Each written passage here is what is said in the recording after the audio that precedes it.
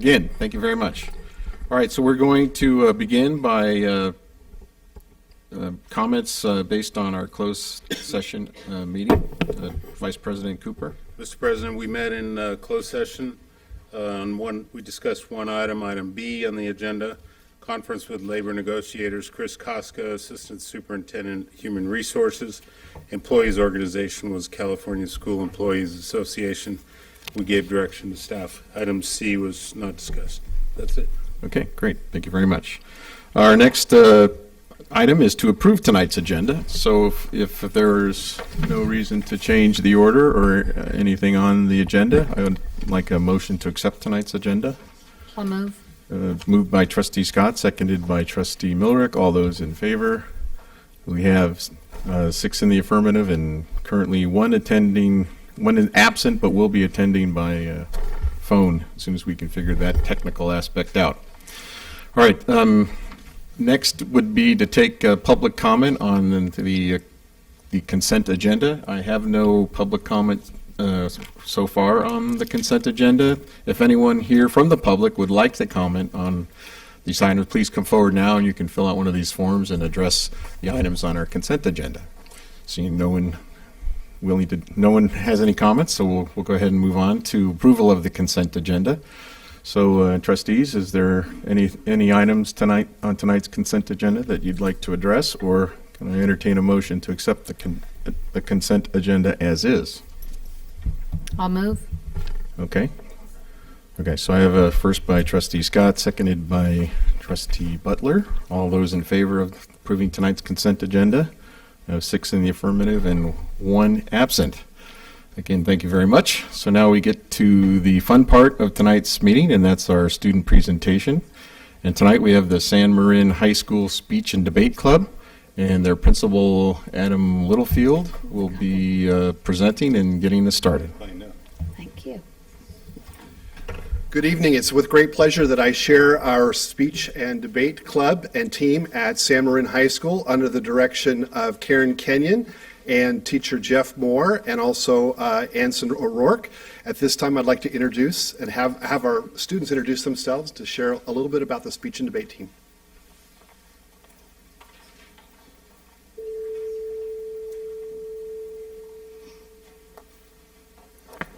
Is this okay if I put something here on this? Okay, all right. Well, as you know, I'm Karen Kenyon, and I am one of the 2 coaches at San Marin. I'm very proud of this club, and we're excited to be here tonight to be able to tell you about it. What I love about this club is that it was student initiative and impetus that got it started. Just after I retired from teaching at Sinaloa, I answered the door one day to find 3 of my former students standing there. Mrs. Kenyon, you're retired now. You have time hanging on your hands. Come be our speech and debate coach. It'll be fun. Always a sucker for kids, I said yes. That was 7 years ago now. And that initial team of 3 students has grown by 25% every year since then. I consider it a privilege to work with these students. And I hope that by the time our presentation is over tonight, you will understand why I feel this way and why this program is accomplishing great things for our students, for San Marin, and for our district. It is now my pleasure to introduce to you Bill Tsao, one of our presidents, who will now begin to tell you a little bit more about our club.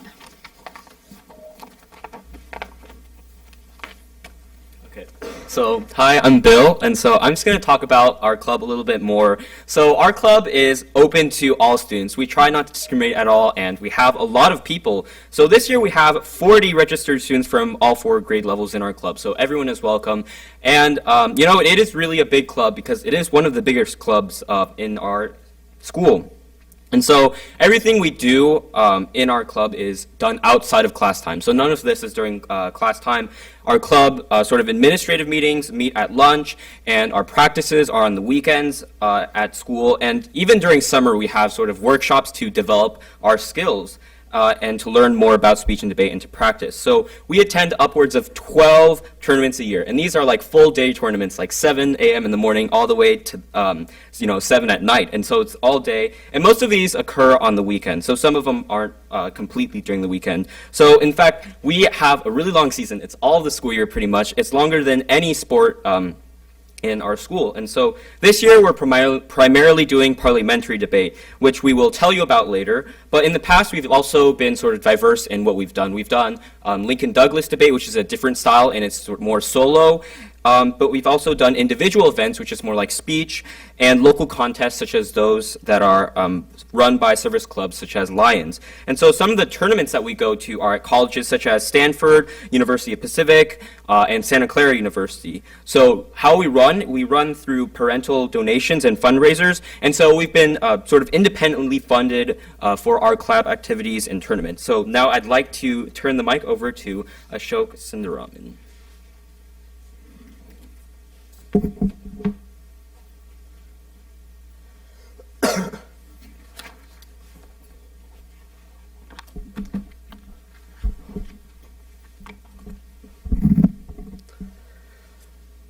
I'm Ashok Sundaraman, and I'm here to tell you about our tournaments and organizations. First, we belong to a local speech and debate league called the Golden Gate Speech and Debate Association. This league is made up of over 50 Bay Area schools, and it is one of the top 10 ranked leagues in the nation. This league hosts most of our tournaments. At our GGSA tournaments, we usually have 300 to 500 students attending every tournament, and they offer 3 competition levels: novice, JV, and varsity. We also belong to the California High School Speech Association. They're the ones who set the rules we follow, and they set a state tournament every year. Finally, our team belongs to the National Speech and Debate Association. They host a national tournament. They also have a National Speech and Debate Honor Society, where we students earn points as we compete. When we have earned 25 points, we are eligible to become a member of their honor society. The more points we earn, the higher degrees we earn. And now Mrs. Kenyon returns to tell you about the uniqueness and benefits of this program. Thank you. Well, I saved the favorite part for myself. First of all, I believe this is a very unique program. There is only one other high school, both public and private, that has a speech and debate program here in Marin County. Also, I believe that San Marin has brought together a unique combination of academic programs and academically oriented clubs that appeal to intellectually driven students. We have our highly acclaimed STEM program, an amazing music, drama, and arts program, and 3, yes, count them, 3 academic after-school clubs that are tailor-made for these kind of students. We have mock trial, robotics, and speech and debate. I think that's something very unique and very special about San Marin. But why is this program important? Why do we need to have speech and debate in our schools? There are a number of benefits, and I believe all of them deeply in my heart. It's why I've been coaching in different capacities for over 20 years. But I think it would probably be better if you heard some of the studies that have been done about speech and debate. So let me summarize some of those studies. Studies show that speech and debate enhances students' abilities to think rigorously and critically and to become better at problem solving and innovative thinking. Studies prove that it improves communication skills. A national study done in 2008 found debate students excel in written and oral communication and greatly improve their reading comprehension, sometimes 25% more than their peers through their debate experience. Studies show it enhances affective skills. Debate students show more maturity in the face of adversity, develop stronger relationships with their peers than average students, are able to cooperate and resolve conflicts, and develop greater self-confidence. All of this is shown through studies that have been done. Studies also show that speech and debate improves a student's chances of getting into college. Professor Luong of Yale University reported that there is a consistent trend that dedicated participation in debate has significantly increased the success rate of college applicants at all schools which track such data.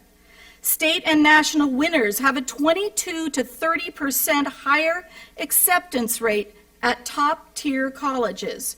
And even if you are not one of those students who wins major awards, participation in speech and debate develops valuable skills that colleges are seeking out, and that is reflected in the above-average acceptance rate for forensic students. In short, the studies show that the average speech and debate students usually have a GPA of 3.75 or higher, are in the top 10% of their high school class, score better on ACT and SAT tests than their peers, and a stunning 98.58% of them go on to attend college. But maybe our own San Marin Speech and Debate alumni can give the best testimony.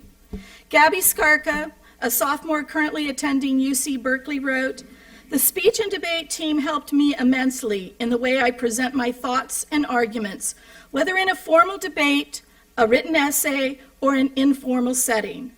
I am much more comfortable," she writes, "speaking to large groups of people in high-pressure situations.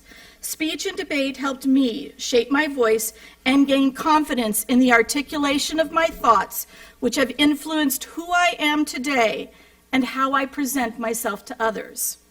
And Ben Rasmussen, a former San Marin valedictorian and now a junior at Yale University, wrote, "Speech and debate has changed my life. Of all the things I learned in high school, public speaking is the only skill which I return to every single day. Whether I'm navigating interviews, leading small classroom discussions, or backpedaling out of a political debate I really want to avoid, I always fall back on the lessons I learned during my time in speech and debate." Some of the benefits that our kids accrue by doing this activity. I would now like to invite one of our newest debaters, freshman Elise Jonas-Delson, to tell you about parliamentary debate, the kind of debate that you are going to hear tonight.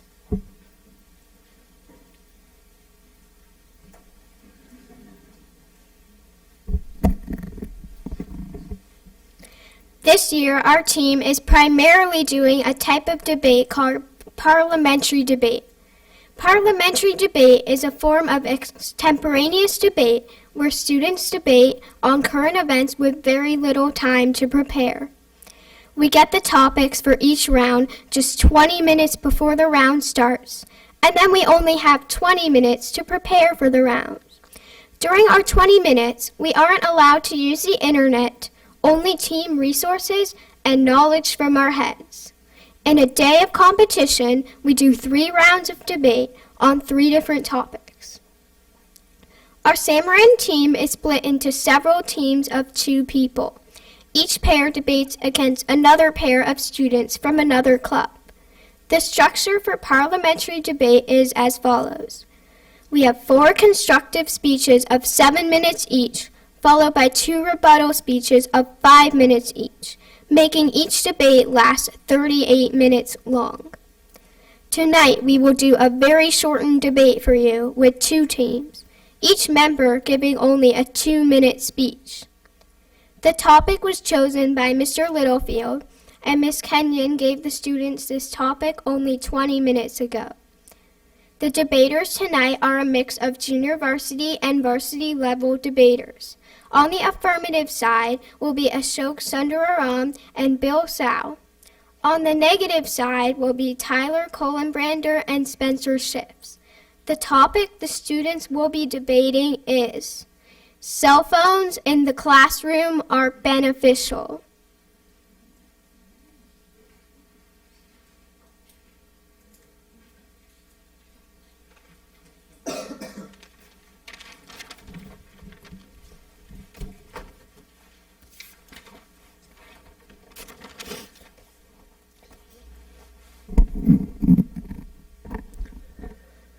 Today, as we present in front of the school board, it's only fitting to debate about education.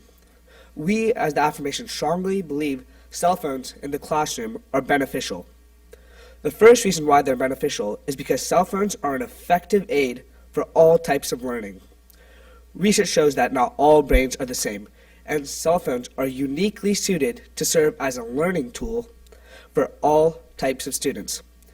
With the cell phone's ability to be a small computer, their video, audio, and interactive capabilities provide higher quality learning. For example, if a student needs to research information for an assignment, he or she can do it right at his or her desk without having to worry about a computer if they have a phone. The real-world impact is that there's more equity in learning and no skew towards one type of brain. Also, technology is a marketable skill. For example, software such as Google Docs and Google Sheets are easy to use on a phone, and they will definitely be helpful in the future. The second reason why cell phones are beneficial in the classroom is because they provide a great tool for safety and connection with their parents or others. With a cell phone, you could reach anyone within seconds. The biggest reason parents are so supportive of cell phones are because they feel more safe when the kids have a phone with them. For example, if a child is in need of medical assistance or is hurt in any way, they can easily contact their parents or notify their parents they're okay. And also, cell phones are probably the most versatile tools anyone can use just because of how small they are and how capable they are of almost anything. And because of these main reasons, we strongly urge you consider the affirmations position. Thank you.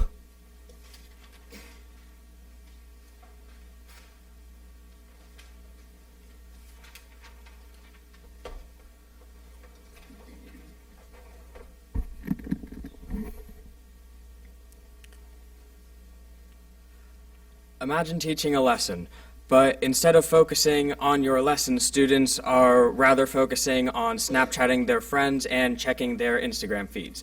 As this is the Board of Education, I'm sure many of you are or have at some point been teachers, and you know that this is not some random scenario, but rather indeed a harsh reality. Now, our first point is that this is a distraction to the self and your own student.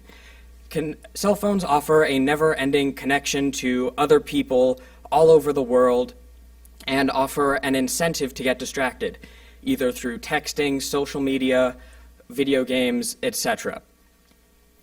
And our second contention is that cell phones offer a distraction to other people as well. NEA Today reports that cell phones create a distraction to other students and teachers, as teachers are forced to spend time rather not focusing on a lesson, but on policing cell phone usage instead, and that takes away valuable learning time.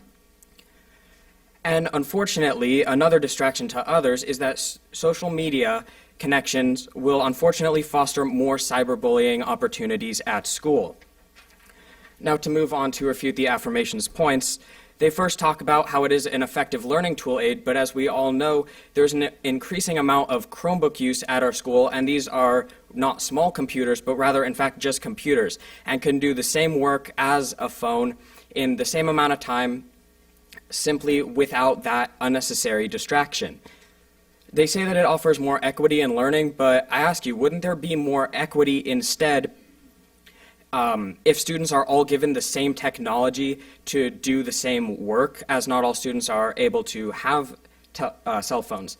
They say that we need technology as a skill, but having Chromebooks in the classroom also offer this skill.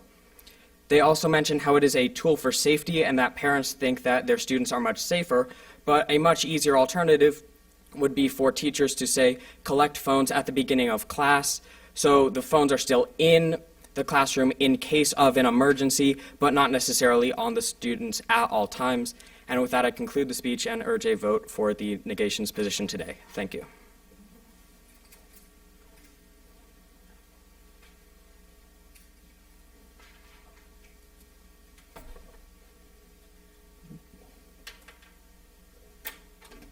Okay.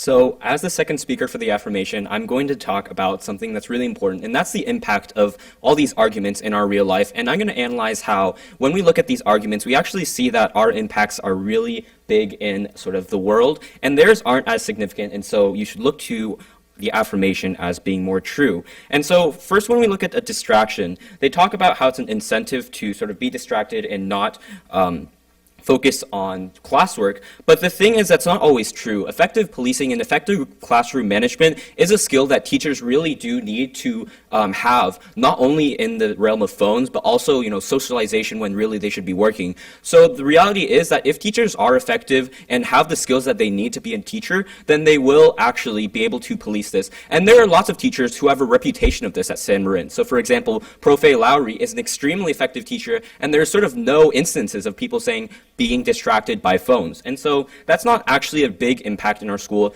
in our society, because there is a mitigation and we can get rid of this just through more effective teaching and classroom policy.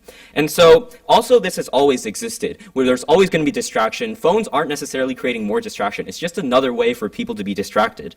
And so the second thing they talk about is cyberbullying. And once again, this is of course an extremely important issue, but once again, bullying existed already. And of course, we already have sort of resources to mitigate this. And so what we can see is that it's not actually an impact in real life that is as important as the benefits that we can offer. And the benefits are that we are going to increase this sort of equity and effectiveness of learning.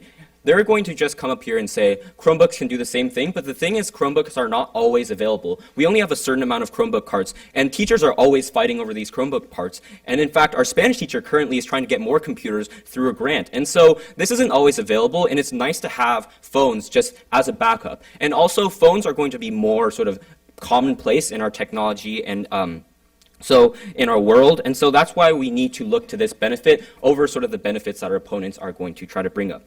Thank you.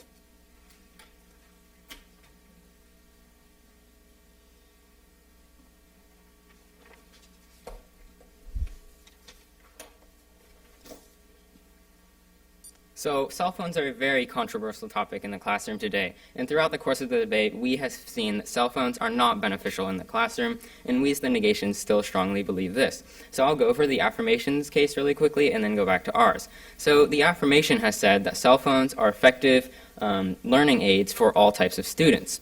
And once again, as my partner mentioned before, we have Chromebooks as well. Now, Chromebooks can do the same thing as cell phones. They can use the internet, and they can have the apps such as Google Docs, Google Sheets, and all of these useful learning aids. And Chromebooks will actually provide more equity for all students, because all students will be using these same Chromebooks. Now, with phones, some students don't have phones, some students have different types of phones that may be better, and some students may not be able to access the internet on their phones if they do not have a smartphone.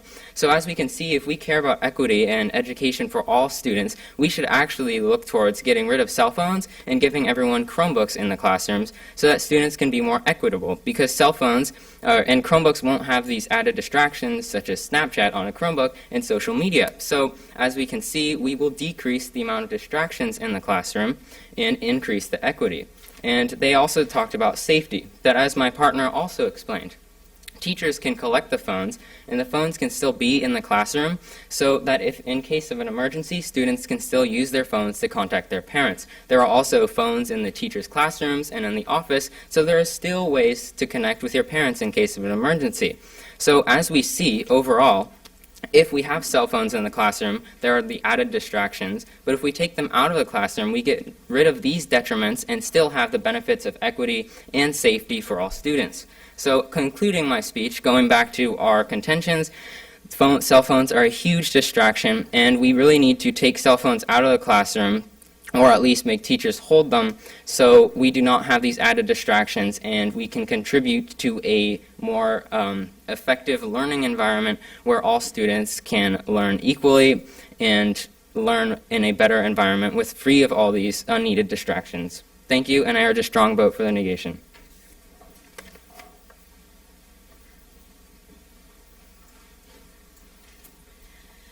Well, I hope now you can see what wonderful students we have in our speech and debate program and what they are able to do. And you know now why I love working with these kids. We thank you very much, And we hope that you will have an opportunity sometime to see these kids when they're actually doing 7-minute long speeches after 20 minutes of preparation and 5 minutes of rebuttal speeches.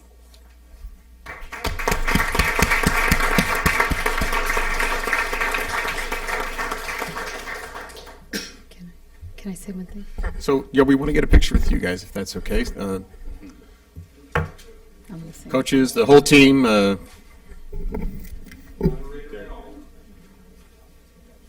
Oh, after. I will. I just want to say something. Wait, did you really? It was like 15 seconds. Oh, you get penalized? Yes. Yeah, they stopped. Yes, you do. Fewer points. No, they stopped.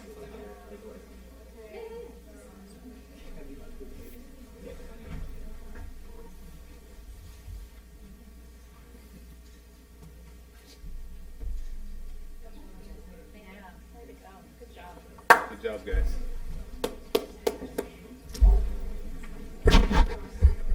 thank you very much, you guys. That was an excellent presentation. I just wanted to say, I know that we just approved on our consent calendar your field trips for Stanford University and also for Santa Clara University in the coming months. And I just want to say good luck to you all. You're amazing students, and I would love, is anybody going to tape that? Do you guys ever, do family members tape your debates? Not generally, no. Not generally, okay. We're really not allowed to for fear that we would use that information from another team. Okay, okay. Sabotage. All right. Wish you guys good luck. Thank you for coming this evening, and you all were awesome. Thank you. An excellent example.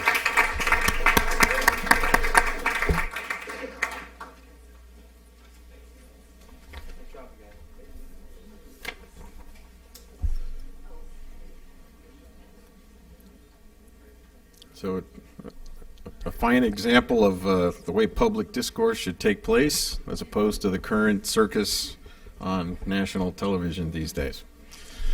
Okay, so let's move on to our next agenda item, and that is item 11, which is going to be announcements by the board superintendent and our student board members. And we'd like to start with our student board members. So if you guys have drawn straws, that's fine, or we can just start on the end. Okay, we're going to have Stephanie. Yesterday was the first day of the second quarter. We had 7 new students enroll at Marin Oaks. Last week, we had our first character report card advisory meeting. Teachers met with students individually and reviewed character report card results. Every student assessed ourselves, and we also received an evaluation of character traits displayed in the classroom by all of our teachers. Last year was Senior Community Service Week. Any senior who still needs community service worked in the school garden for 2 days, and they did amazing work. They also volunteered at Homeward Bound and helped move furniture, put furniture together, and set up the new homes for the homeless. Marin Oaks and Nexus students have been working on a PBL project called The Singing Tree. It is a multinational art project whose purpose is to spark actions concerning living as if the people of the United States have one planet instead of 5. The Singing Tree of One Planet Living mural will be displayed this Friday, Saturday, and Sunday, October 21st through 23rd afternoon at the Pioneers Conference in the exhibition hall of the Marin Civic Center.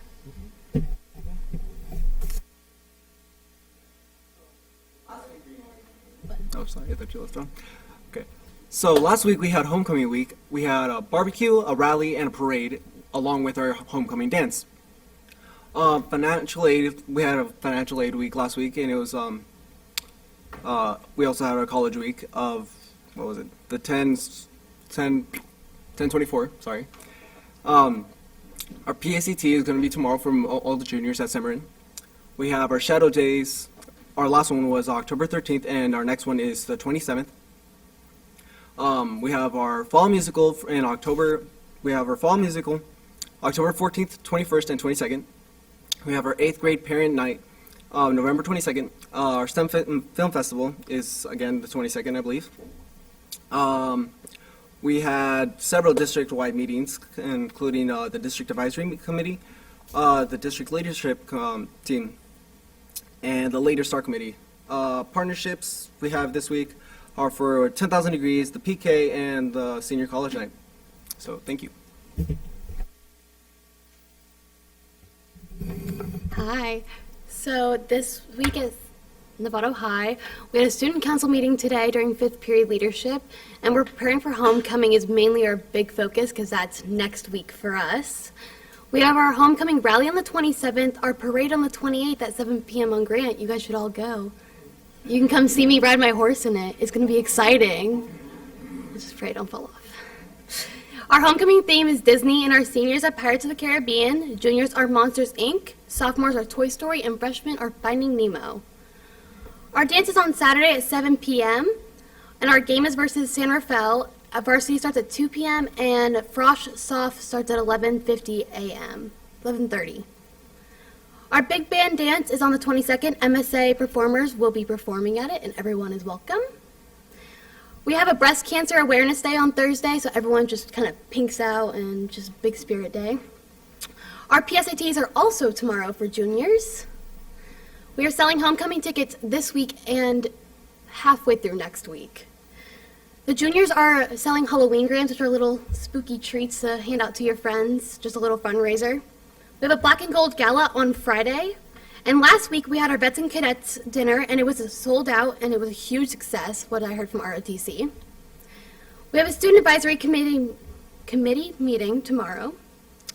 Some leadership groups are coming to Novato High to speak to us about important matters.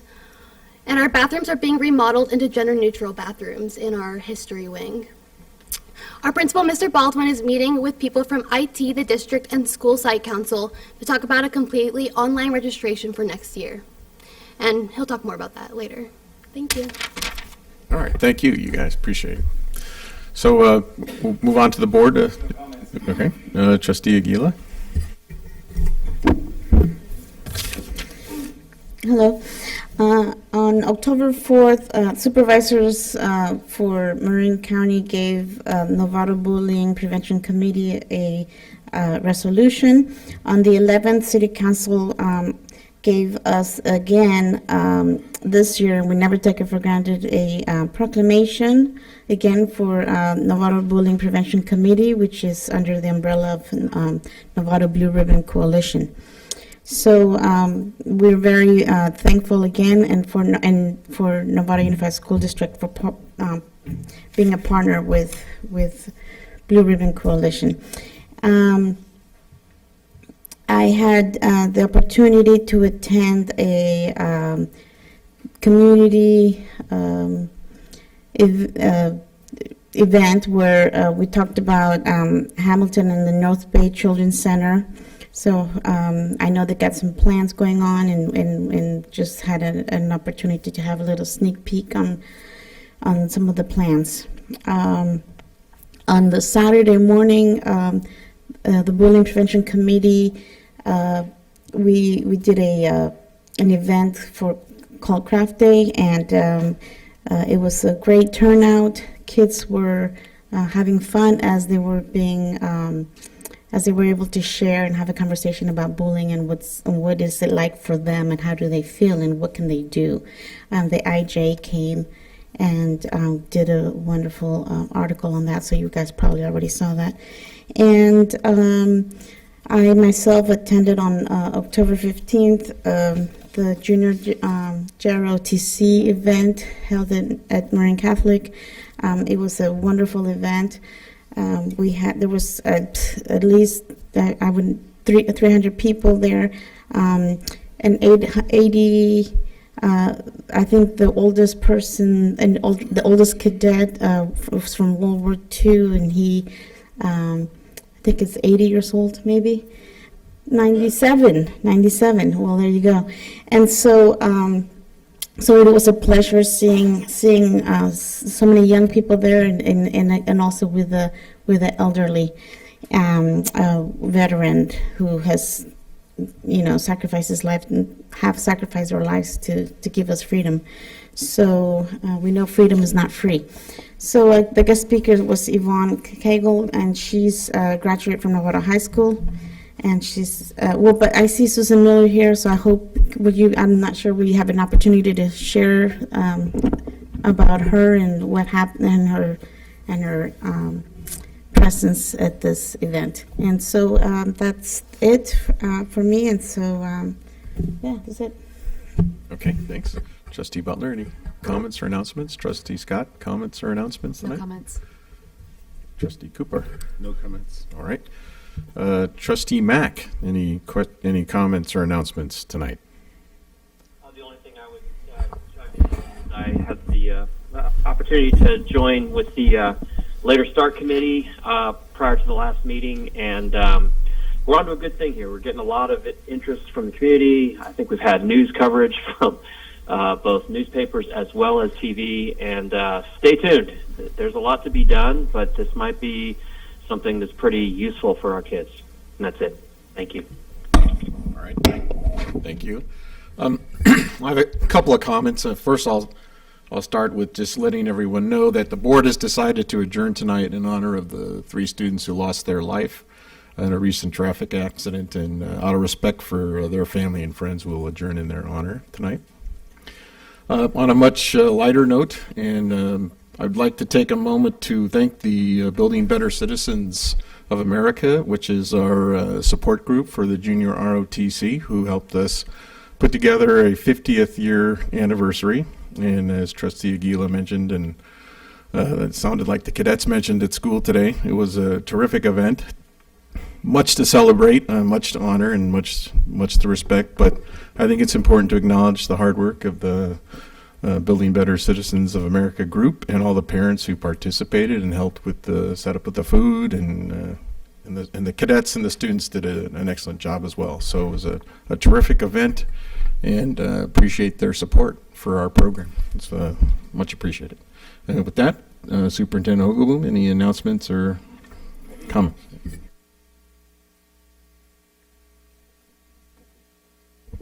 Thank you, President Nell. So I have a couple announcements. The first is a pretty amazing student who's with us tonight, and I guess it was 2 weeks ago I received a book in the mail that got into my office, and the book was written by Parker, and Parker said that he had started the book when he was in 2nd grade at San Ramon and had been working on it ever since, and he had recently published it. It's called Chasing Aliens in My Backyard. He said that it was more suited for elementary school, so he was going to make sure that the San Ramon teachers who helped him start writing it received a copy of it. But I was really inspired by that, by you, Parker, because I think that for somebody to have the persistence that you had to keep doing that is pretty amazing. And I know your mom, Sarah, helped you with some of the technical aspects of it. But I recently went, when I was back at Ed Leader 21 conference back in Denver, I went to a workshop called Beautiful Work. And it really talked about how we need to ask students to be doing more things like beautiful work. And I would consider your book to be beautiful work that we need to be doing in school. So I know you don't want to say anything, but maybe you'll be able to be in the speech club later on. But so I don't want to embarrass you right now, but can you come on up here and can you bring a copy of your book with you? So this is Parker Diener, and your mom's Sarah, and is that your dad over there? You want to introduce your mom and dad? My mom is the one holding the phone, and my dad's the one in the glasses. You don't have to say anything if you want. Don't want to. Thanks. So, Let's get a yeah, why don't you read the back, and then is that easy for you? Or read it right there. Yeah. There you go. Calden is looking forward to his sleepover and eating all the pizza he and his friend Donald can handle. But looming over him is his mom's premonition. Does it mean another accident for Calden, or could it mean something altogether different?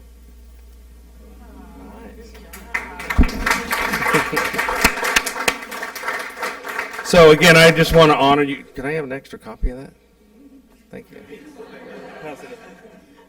So his mom, Sarah, is actually, we're going to try to replicate this process. Pardon me? Oh, I'm sorry, Shelley. So Shelley talked to me a lot about how complicated it was to actually make this book, which you did for free, right, out of using different applications. And so I thought it'd be a great idea if maybe at Santa Moan we could have fifth graders produce a book. And so we're still going to try to do that. We might have to modify the process a little bit. Shelley, I really appreciate your willingness to bring this forward. And Parker, like I said, I think your perseverance to start this in second grade and to stick with it and to be an author, you beat me because I've always wanted to write a book and I never finished it. So you've inspired me to do that. So I just want to give you a congratulations and shout out for all your hard work. And I know that Mr. Larson over there is proud of you as well. So congratulations and keep up the good work. And we can't wait to see your next book. Thank you.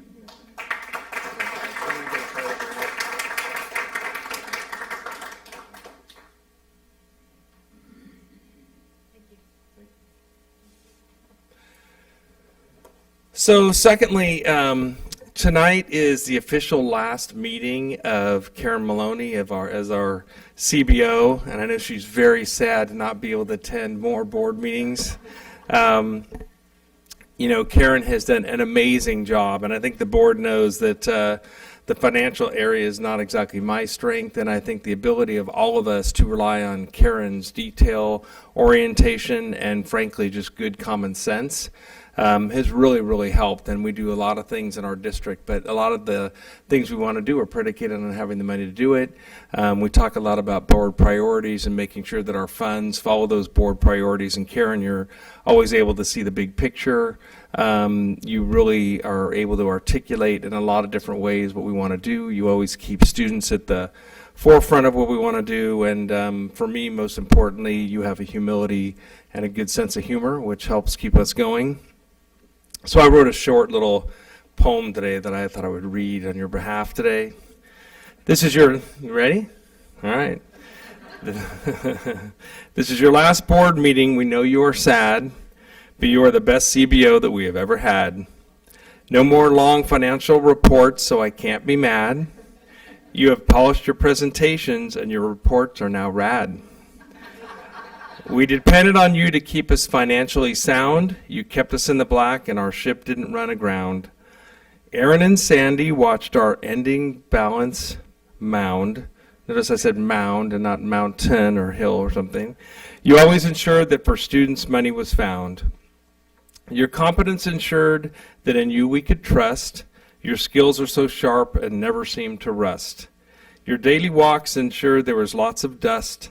You kept us focused on what should be a must. You were honest when needed to put on the brakes. Your numbers never lied and interims weren't fakes. You listened and laughed and admitted mistakes, and your legs in high heels never had the shakes. So now you're off to consult and carouse, to spend time in Sonoma in your revamped house, to begin a new life with a high potential new spouse. So as you move on to your post-retirement life, remember us in Novato as your friends who are rife. You can now let go of any lingering strife and can pass along to Yancey the budget-cutting knife. There you go.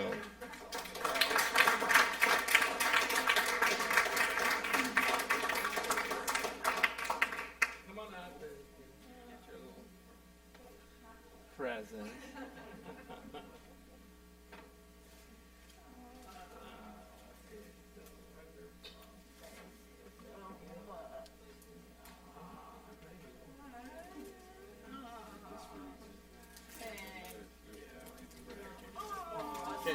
Can't carry it all. You carry it all. A photo.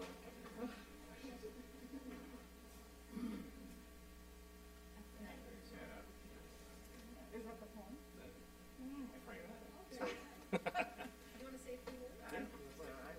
And the board would like to say. I can't say too many words because I'm rad now, I guess. 25 years, and it's been wonderful. 5 years at the end of my career here at Novato. It was really special.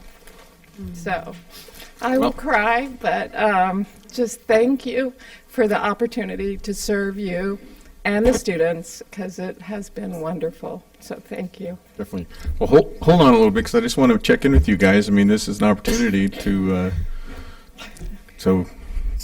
Trustee Butler. I'm glad to see your breaking up, giving such a wonderful job to help the kids and the kids in our town. We're honored that you found your way to Novato in your career to help us, help 8,000 students every year find their way in life, and it's been an honor to work with you. Thank you, Ross. We're so very lucky that we stole you from Marin County Office of Education and were able to get you. Short time, but it was you made it friendly, reading friendly. We were clear with your numbers, and thank you for keeping us in the black. We'll miss you. I always believe that things happen for a reason, and in the spring of 2011, we were in desperate need of a CFO. We had one leaving or had already left. We'd gone out a couple times, and luckily you came along and was the right fit at that time for us. So thank you for your service. You've been able to create efficiencies for us and help us maintain fiscal stability, which is a huge thing for Novato Unified, and to be able to keep everybody moving along and educating kids. So thank you so much. Ditto to what she said. Karen, I'm really going to miss you. You have just been an incredible CBO, and I appreciate you helping all of us learn, because switching from categoricals into local control funding and following all the money is difficult. It's not easy for everyone, and I just want to say thank you. On behalf of the board, you have just been amazing. I'm really going to miss you. Karen, what can I say? I know I knew you a little bit from MCOE prior to in your previous job, and I saw you down there. I remember the first time I saw you was at some budget, a very important budget presentation for people in the county. And then I heard we were talking to you about coming up here, and I thought, no, there's no chance in the world. And lo and behold, we were able to get you. You've been great. You've gotten us through so much, LCFF, LCAP, Common Core, so many changes in the last, since you've been here. You've just done a tremendous job, and I thank you and honor you for your service here. And I did, one thing I wanted to give you, because I know you're not going to be at any of these the next board meetings. Mhm. I wanted to give you something to fill your time with. Okay. Can't wait. TV guy. Thank you. Thank you. Board president that hired me. Yes. That's right. Good hire. So Trustee Mack, would you like to say anything? Yeah, I'd like to say thanks, Karen, for being so patient with the rookie. I know I've had a lot of questions, sometimes annoyingly so, but you really took care of me, got me up to speed. Couldn't ask for a better CBO to have around to teach me the ropes, so really going to miss you. But I'm really looking forward to seeing you go off to the next stages. It's going to be fun for you. I'm jealous. Have fun. All right, thank you. And, at the risk of sounding redundant, I'll just agree with everything that's been said, but definitely it's bittersweet for me. I really consider you not only a CBO or a CFO, you're more of a friend to me, and I really appreciate the time that we spent working together on different issues, and everyone's, talked about your fiscal strengths, et cetera, but I'm really grateful for the amount of work you put into this facilities bond measure this past year. You really worked hard, and you put together a lot of meetings, and you got people to come together and work hard, and we really owe you for that. It's a lot of work what you did there, so thank you very much. I'm going to miss you. I'm going to try not to get all choked up, but sincerely, thank you very much for everything you've done. Thank you. Okay. Well, again, thank you so much, and I really do represent so many departments, so all those kind words. Nancy's here, and all the other departments that I represent, and cabinet, and the principals that I work with. I mean, I just represent them and their great work, so.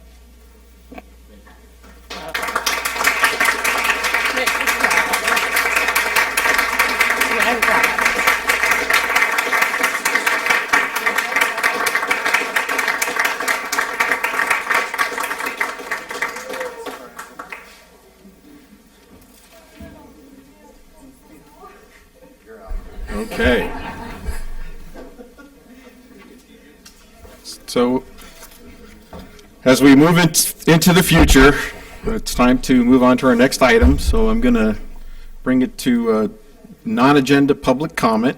And we do have one person tonight that would like to address the board, and that is Susan Miller of Building Better Citizens for America and the Novato Junior ROTC program. Welcome. So I've written a little poem. Just kidding, of course. Been introduced. I am the president of Building Better Citizens for America, the school-affiliated foundation for the junior ROTC. I haven't been before you in a very long time as a board, but I appreciate all of the individual moments when I've had interactions with you at whether it's events or phone calls or meetings that we've had to help as a team basically continue to move forward, keeping this program healthy and strong. I appreciate very much all your support, all your efforts in that regard. Since I haven't come before you, and I haven't actually made an official report of any kind, I thought I'd tell you a couple of things we've done in the last couple years in support of the ROTC. I hope by now you've all had at least some occasion since the start of the year to find yourself at sort of the back corner of Novato High School and see that the ROTC building and the MSA classrooms past there are no longer behind a wire fence like they're in prison. They seem like they're part of the campus now. We took that down. We painted the face of the building and put up some nice signage so it really shows well and is very inviting and impressive just to come and be part of that.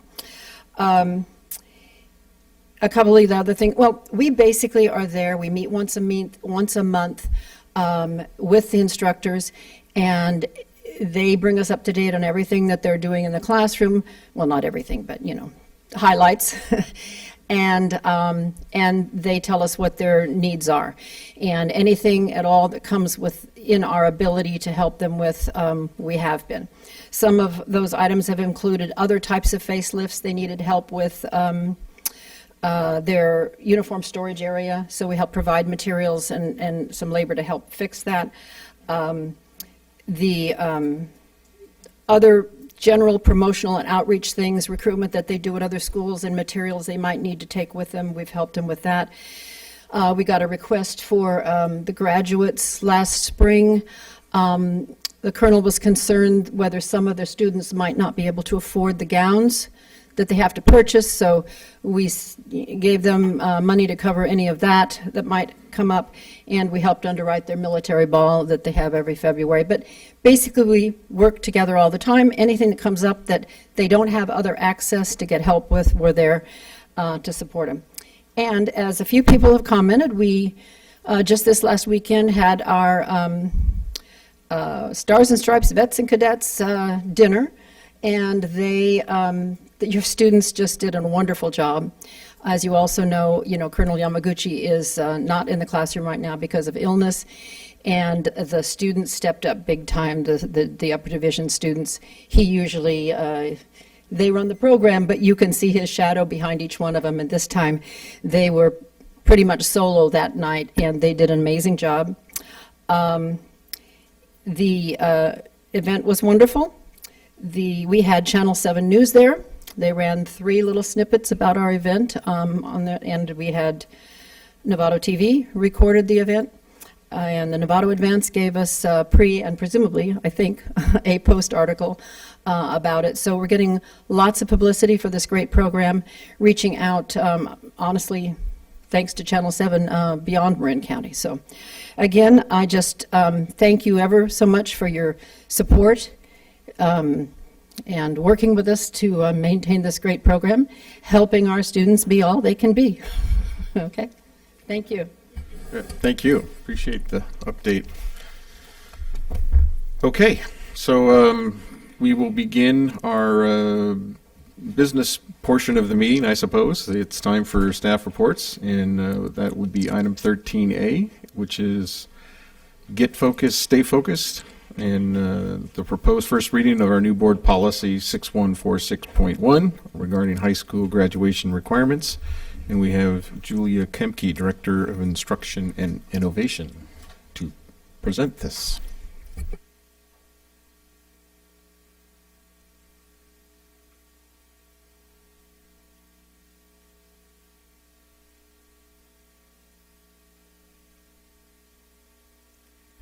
All right, good evening. This is the second presentation about Get Focused, Stay Focused. So hopefully you remember a bit about the program when we presented it last November. The plan right now is that the course was going to be implemented in the spring. And just as a reminder, I'm going to kind of go through the basics of what the course is and the benefits it brings, along with the board policy that it's impacting with the changes that we're bringing forward.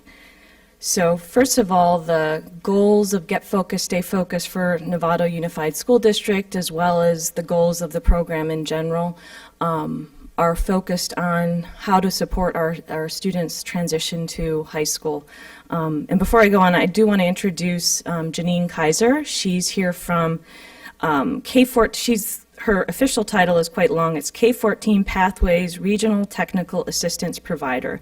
And she's been she's been very helpful in supporting us in understanding how we can work with College of Marin and understand how other school districts have implemented this course with good success. So we'll talk further, and she's going to come up when we do the question and answer session because she'll probably have a broader perspective on some of the questions that we may have about the implementation. So back to the presentation.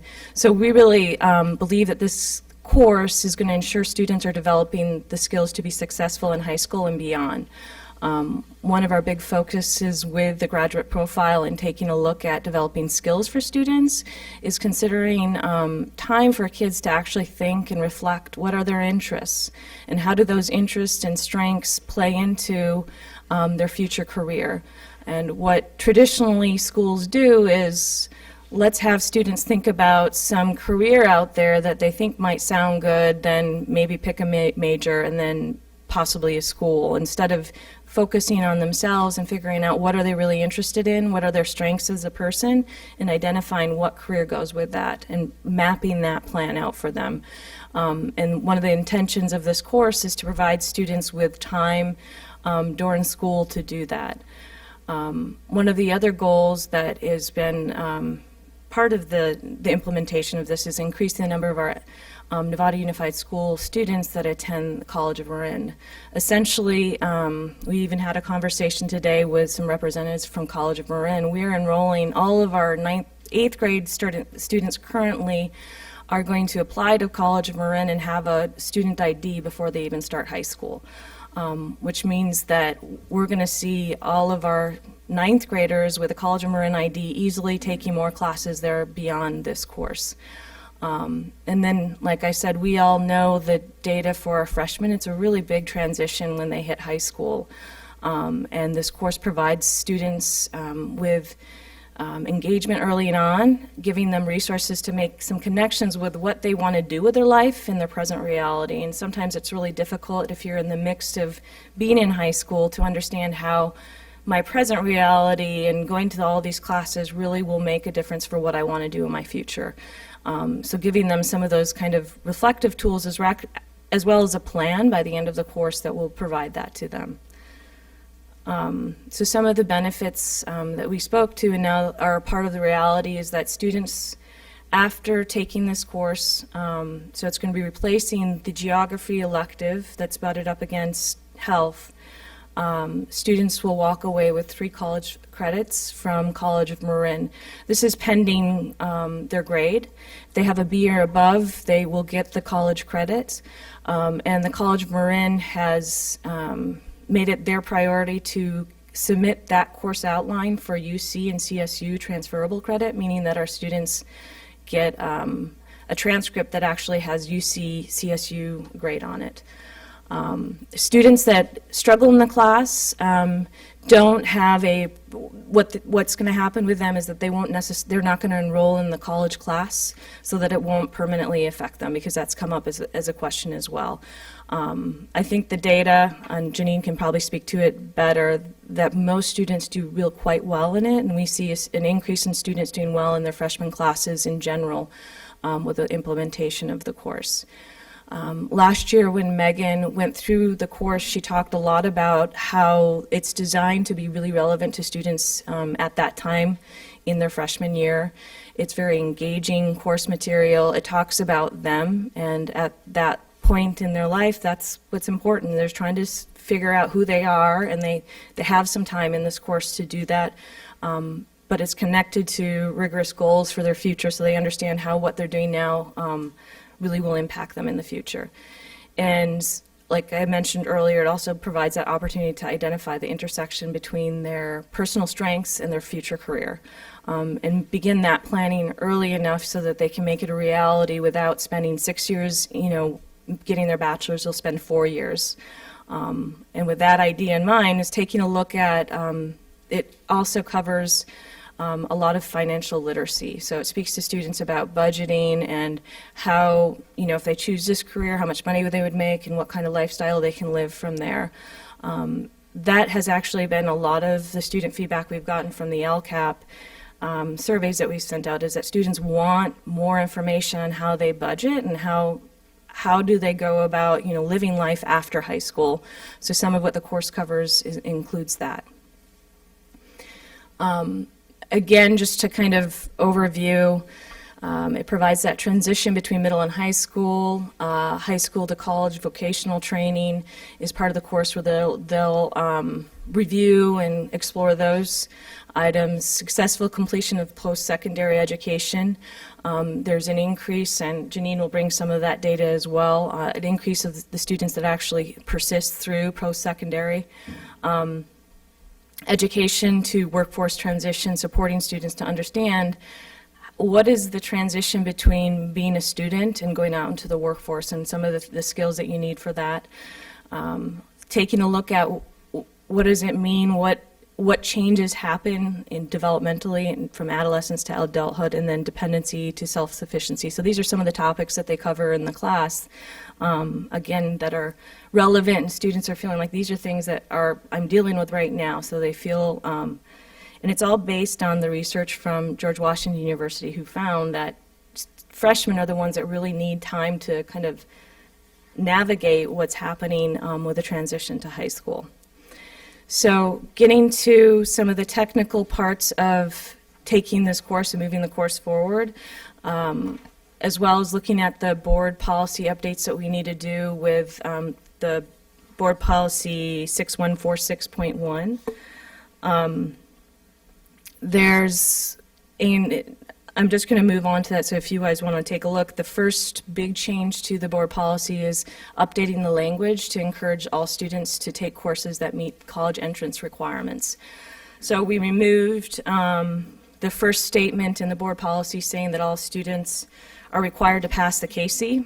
We know that's no longer a requirement, and replaced it with saying we encourage students to, complete all the high school requirements to meet college. And then the next big change, and this is the one specifically pertinent to the Get Focused, Stay Focused, is removing the geography course and inputting the Get Focused, Stay Focused course. The other thing that I want to mention, you'll see that it looks, there was, for some reason, the board policy just had an error in it, and there was one freshman health education course in there twice, so we're not removing health, we're just taking out the repeat that was in the board policy. And then, again, there was an update quite a while ago that we require 20 credits or 2 years of visual performing arts, world language, career technical ed, or American Sign Language, instead of breaking it out into 2 1-year requirements. It's all within 1, 2, 20 credit requirements. And then just simple technical revisions like from foreign language to world language to update the language there. And then we removed the references around the Casey, as that is no longer a state requirement. Okay. All So right. do we have any clarifying questions or? I have a couple more things that I'll mention, and then Proceed. I'm almost done. No, proceed. I just want to check. I'm just checking in. My I job. can be done if you want, but. No. Proceed. Successful implementation of this course, like I mentioned, has seen great results. Janine will speak a little bit more, and she has a handout for you. Increased attendance, improved AP performance, higher SAT, ACT scores, increased graduation rates, decreased F rates for ninth graders, and reduced suspension. So as we implement this course, we're going to track these things to see the kind of impact that it has. I think particularly looking at how the impact on our ninth graders. And then I mentioned the articulation agreement. That's also one of the items in your board packet. So this is a draft with College of Marin, and essentially what this allows us to do is that students can get both high school and college credit. So they're essentially getting 5 credits from us as the district and 3 credits from College of Marin as a college course. Because it's an articulated agreement, it means that all of our teachers, any certificated teacher that wants to teach a course can. The College of Marin has agreed that that's part of an articulation agreement. The course outline is also part of your board packet, and that was essentially taken from the course that's already been A to G approved, and then College of Marin has taken it to articulate it to their counseling class 129, which is called College and Career Readiness. So that what that means is that is the actual course that the students would get 3 credits in, pending the successful completion of a portfolio at the end of the semester. We're still working on the rubric for the portfolio and some of the details there, but the hope is that this will be the beginnings of a portfolio that students will carry through their high school career with them, so that by their senior year they'll have a full demonstration of their learning based in the 6 Cs, that would be kind of our goal from there. Our first stab at this will be next year with that. The other part about the portfolio is that our teachers will grade it, and then College of Marin would come in to do a calibration and verify that the grade that we give them is the one that the College of Marin would also give them. And we'll work through those details once we have that. They're very excited about this. I've been working with the head of the counseling department there, Gina Cullen, and she's the one that has been working really diligently on getting that course outline done, and then she's also the one that will submit it to the UC and CSU for the transferable credit. And then on our end, this is one of the other benefits as well, is that currently geography is not a to G college prep course, and this class can be submitted to the CSU and UCs to be college prep, so that it is a G requirement or an elective requirement.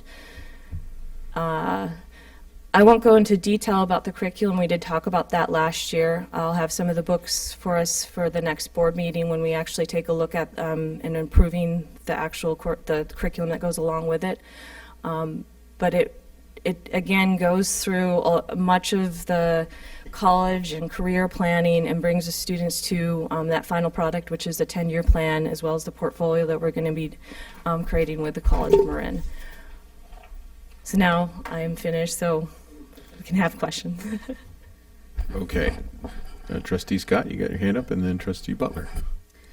I'm curious, can you tell me for the education 2 years, unless a student is exempted pursuant to Ed Code 5124.1, what does that mean? What are they exempting? Is that, just educate me on that. I don't know if that's for special ed. I don't know if that's for if you're on some sort of sports team, so you can take additional classes. I'm not familiar with it, and I'm sorry I didn't have enough time to look it up. I was hoping maybe you'd know it. Can you tell me exactly where you are? You're in the board policy? It's not named. It's not. Yeah, it's PE. Oh. Requirement. Oh. The page isn't numbered, I'm sorry. It's okay, I should have numbered the pages when we... Um, Oh, okay. So essentially what is required by state law is that students need to take a freshman year of PE. And they can be exempted if they are playing a sports. One semester of a sports qualifies for one semester, or one season of a sport qualifies for one semester of PE. So. And what about if they're in a private club doing a sport? Does it have to be in the school to qualify for that exemption? Typically, yes. Yeah, it does have to be like school. Yeah. CIF sport? Okay, I wasn't sure. I've had parents ask me in the past, and I wasn't sure, and I thought, oh, here's somebody. Yeah. Okay. If I may? Go ahead. Yeah. Where are AP classes now, in terms of, now that we're going to be, are we still going to be offering AP classes and honors classes? Yes, absolutely. Okay. We're not And well, changing, yeah. I'm just curious if the geography is moving into another class, even though we're not offering it, is that going So- to be supported by another class? So geography will be offered as an elective, and then the AP Human Geography class will be continued to be offered as well. None of the high school requirements impact any of the AP offerings that we have. And a lot of the requirements that we have in terms of the different content areas can be fulfilled by an AP class.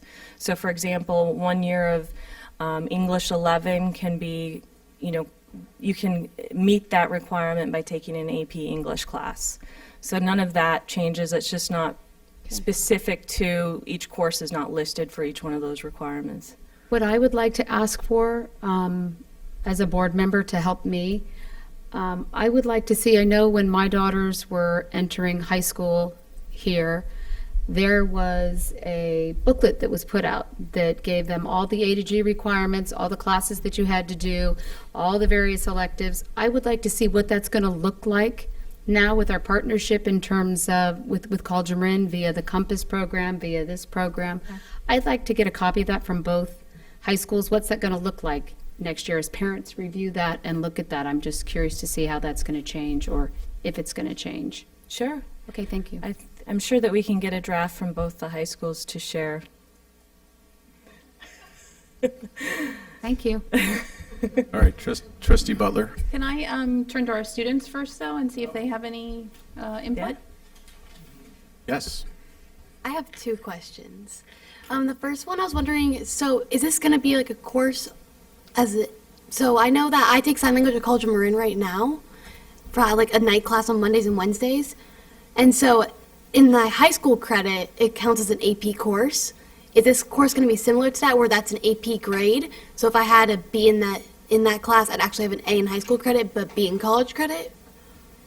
Not for this course. Like, a student taking this course is not going to get like 5 points of GPA credit for it. For ninth graders, that's not usually accepted by colleges.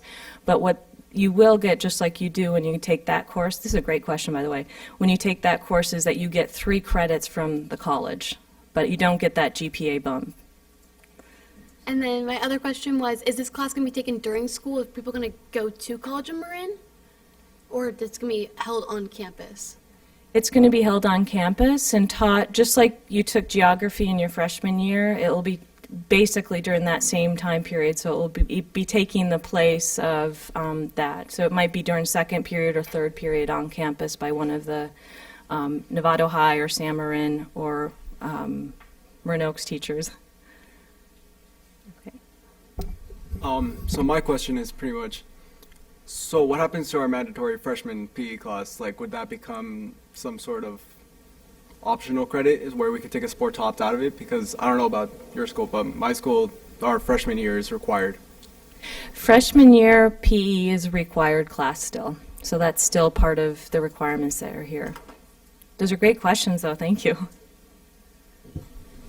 Okay, so then Trustee Butler, did you want your time back now? Yeah, I would. Okay. I went to the conference down in Santa Barbara for this back in January of this year, and I love this program.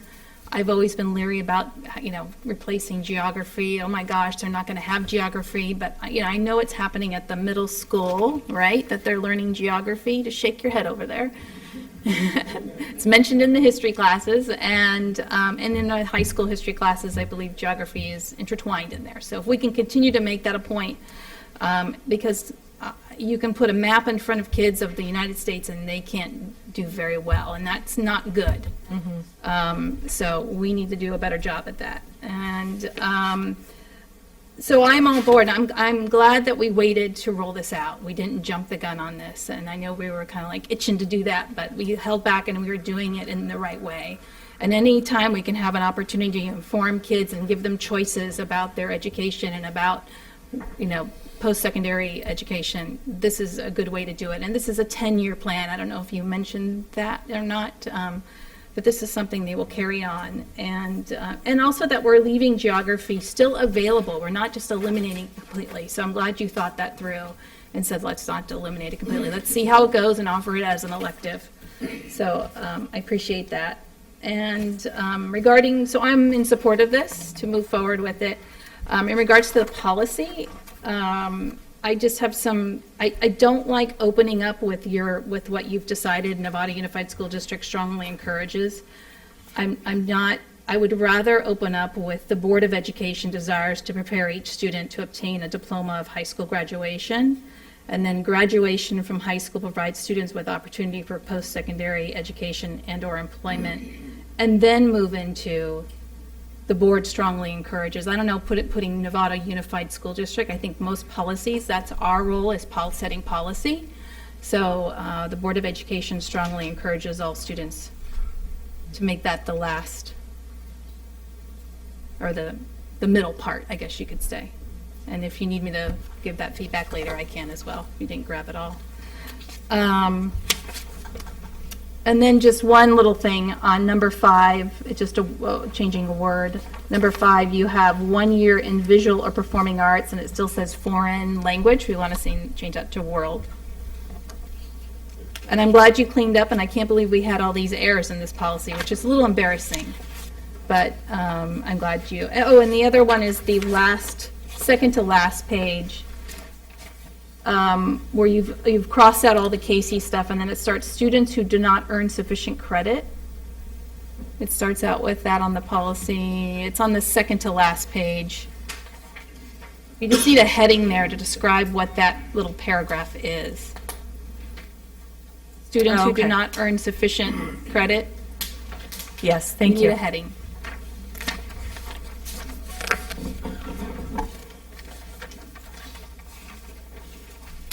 So we will go to Trustee Aguila, had her hand up at one point, and then Trustee Milrick.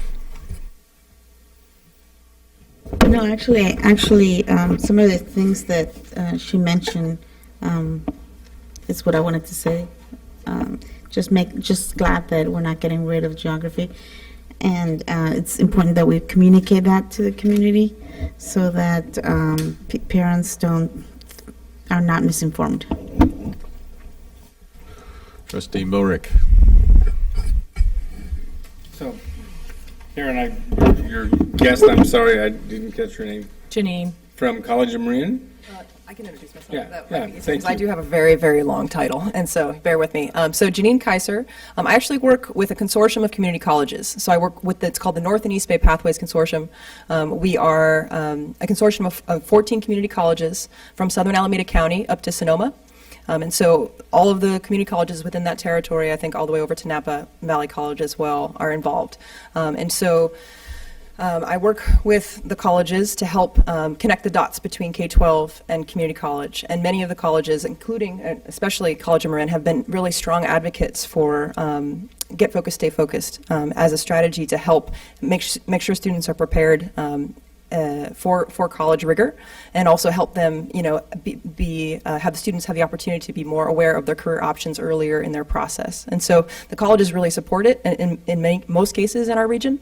And so I work with folks like Novato Unified and you all to help answer questions about how it's been working other places in the state. One of the reasons Julia wanted to make sure that I came today is because I can add a little bit of context regionally about who all is implementing this around here and how it's looking. Go ahead. Okay, great.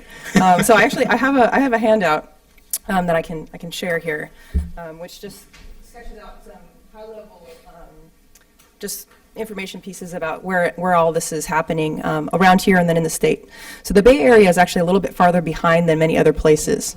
So in the Southern California areas, the Central Coast, there's a ton of Get Focused, Stay Focused. In the Central Valley, there's a lot of Get Focused, Stay Focused. For a variety of reasons that we've been a little bit slower up here to adopt it. But in our North and East Bay region, we've started spiking upwards very quickly. And so and these numbers are excluding Novato, actually. We are anticipating we're going to be closer to almost 3,500 students, or 3,700 students in the next couple of years, or next year of implementation.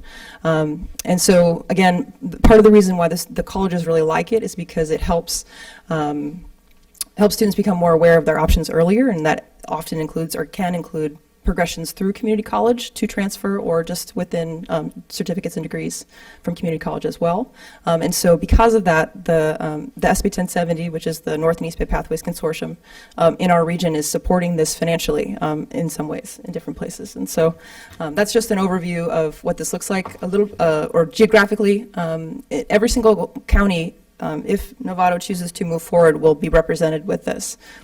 So I like words when you say financially support these measures. So maybe if you could tell us how is that coming? Is there financial support that's actually hits our budget from this, or is it because it pays for your salary or? Oh, no. So I don't work for them or anything for Get Focused, Stay Focused, just to clarify. Financially, so the North and East Bay Pathways Consortium will be supporting, if you choose to move forward, with textbook costs for implementation. And so that's the commitment that we're able to make. Cool. So it's like, $10 or textbooks, the cost of textbooks for the program, basically? Right. Which is not an insignificant dollar amount. Correct. It's a significant dollar amount, yeah. So I'm going to talk a little bit about the relationship we have with our community college. And maybe this is in the form of bragging, but it's something that we've worked hard at over the last couple of years. The College of Marin teaches Mandarin on our high school campus. They send instructors over. They also, I think as of tonight, we have Compass program, which is a program to help students who are struggling even to think about college, to have an opportunity to go to college. And I believe that's at San Marin High School and now at Novato High, I believe.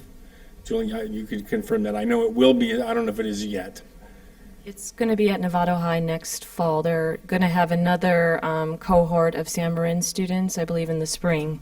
And in addition to that, the College of Marin offers on our high school campus, Novato High School, a business entrepreneurial program, how to start your own business, and that's targeted. That is our high school students being served on our high school. So we've built a lot of connections. In addition, this evening, one of our community members, who's the president of the Friends of Indian Valley College, the local College of Marin campus, is over presenting to the College of Marin board this evening in order to get additional funds focused on upgrading that campus to provide services to the Novato community, including a suggestion of an amphitheater and other monies. There was a bond measure in the measure of $265 million, and the goal is to spend $100 million of that upgrading the campus in Novato so we have better access to our high school kids. So the partnership you're describing between community colleges and K-12 is clearly happening in Novato. This is part of it. Thank you for your part, and I'm clearly in support of it, and I'm sure there's other members here who are, I would be surprised to see anybody not think this is a good idea. So, but welcome, and I hope we have a long, fruitful relationship. Thanks again for the opportunity to be here. Yeah. Okay, Trustee Cooper, and then we'll check in with Trustee Mack. I was able to, or I attended the staff development for this program, the rollout. It was held at Novato High, and it was for the entire district. What I saw there, and Debbie Trustee Butler was there as well. What I saw there was right spot on. I think that and I agree with much of what's been said tonight already regarding geography and making sure that that's still available. So I think we're setting our own goals. The superintendent sets goals. Everybody these days are setting goals, and it's a chance to have success in life. So I'm really supportive of this, and I'm happy. Hopefully we're going to move ahead with it. Okay, Oh, I good. do have one question. Yeah, absolutely. So in the freshman year, I understand, what happens in year 10, 11, 12? How does that matriculation work out? So that's the stay focused portion of the course, and we're going to be working with the schools to identify appropriate areas in courses so that students can kind of revisit their 10-year plan, as well as, we're considering other options like advisories as possible ways to revisit that plan. And I know that in other districts, and maybe Janine can confirm this, is the academic counselors also use the 10-year plan and work with students to update that when they're meeting with them as well. But yeah, we're still developing that part, but we'll have identified some ways to keep the kids focused as they move through high school once we have a better idea of where those modules would, logically fit in with the curriculum. It would be one final comment. It'd be fun to, in hindsight, to look back and say, well, look at those kids. Look, they all graduated from community college, or they continued on through 4-year college. So it'd be fun later on to look back at that. Okay, so Trustee Mack, do you have any questions or comments on the item? Yeah, I just want to say that when I first heard about this, the first thing came to my mind, I wish they had it when I went to school. I think this is going to be an invaluable course to have for our kids, because quite often this kind of work isn't done until a student is already out in college in freshman year, and they have to go through all kinds of false starts. And by taking some of that activity back to the freshman year of high school, when they're still living at home and there's not as much at stake, it makes so much sense. And also it gives kids a chance to really learn how they can interact with their community and their world and grow. So I fully support this. I'm really looking forward, as Trustee Butler said, being down there in Santa Barbara for the conference in January to really learn how I can support this program. So looking forward to it. Thank you. All right, so Can I have one more question? you have another question? I'm just curious, just for Julia. Julia, think moving forward, is there going to be an opportunity for a dual enrollment with the partnership with the College of Marin to really work and tackle some of the general ed pieces for some of these students? Are we looking to work with them on that? Absolutely. That has been part of the ongoing conversation with them, is once we get basically all of our freshmen applying to the College of Marin, what are some ways that we can ensure that they're then enrolling in some other courses there as well. The College of Marin is trying to figure out what are some high-interest courses that students want to take, what are some appropriate times of day that they would offer it, and then we have these brand new nice vans that we can then transport kids to the campus to take those classes. So I think another metric that we're probably going to look at to see the success of the partnership as well as the course is an increase in the number of credits that students are getting at College of Marin in total. So absolutely, that is one of the major goals as well. At the CSBA conference a few years ago when we were down there, I went to one of the workshops, and there are several districts down in Southern California that are doing the dual enrollment. And what these kids are walking away with out of high school, entering college, is phenomenal. And I just hope that that's the direction we're moving forward in, because I think that would really serve our students. It's part of what College of Marin is expecting from implementing this, is that they're going to see an increase of our students attending classes there, which we know is beneficial for both sides. So it's a very exciting partnership that I think is really growing because of this course and because of our access to vans is helpful too. Yeah, no, I know it's something I've supported for many years. Thank you. Yep, sure. Trustee Butler, let's. I'm just, I hope that our high school principals can continue to bring this conversation up in their student advisory. I think the students are probably still a little, what's going on, what's happening, and the more we can keep it in front of them and they know exactly what we're trying to achieve and the reason why we're doing what we're doing, the better off it'll be rolled out. So if you can continue that conversation, even in site council with your parents, continue the conversation. Thank you. Trustee Milrick.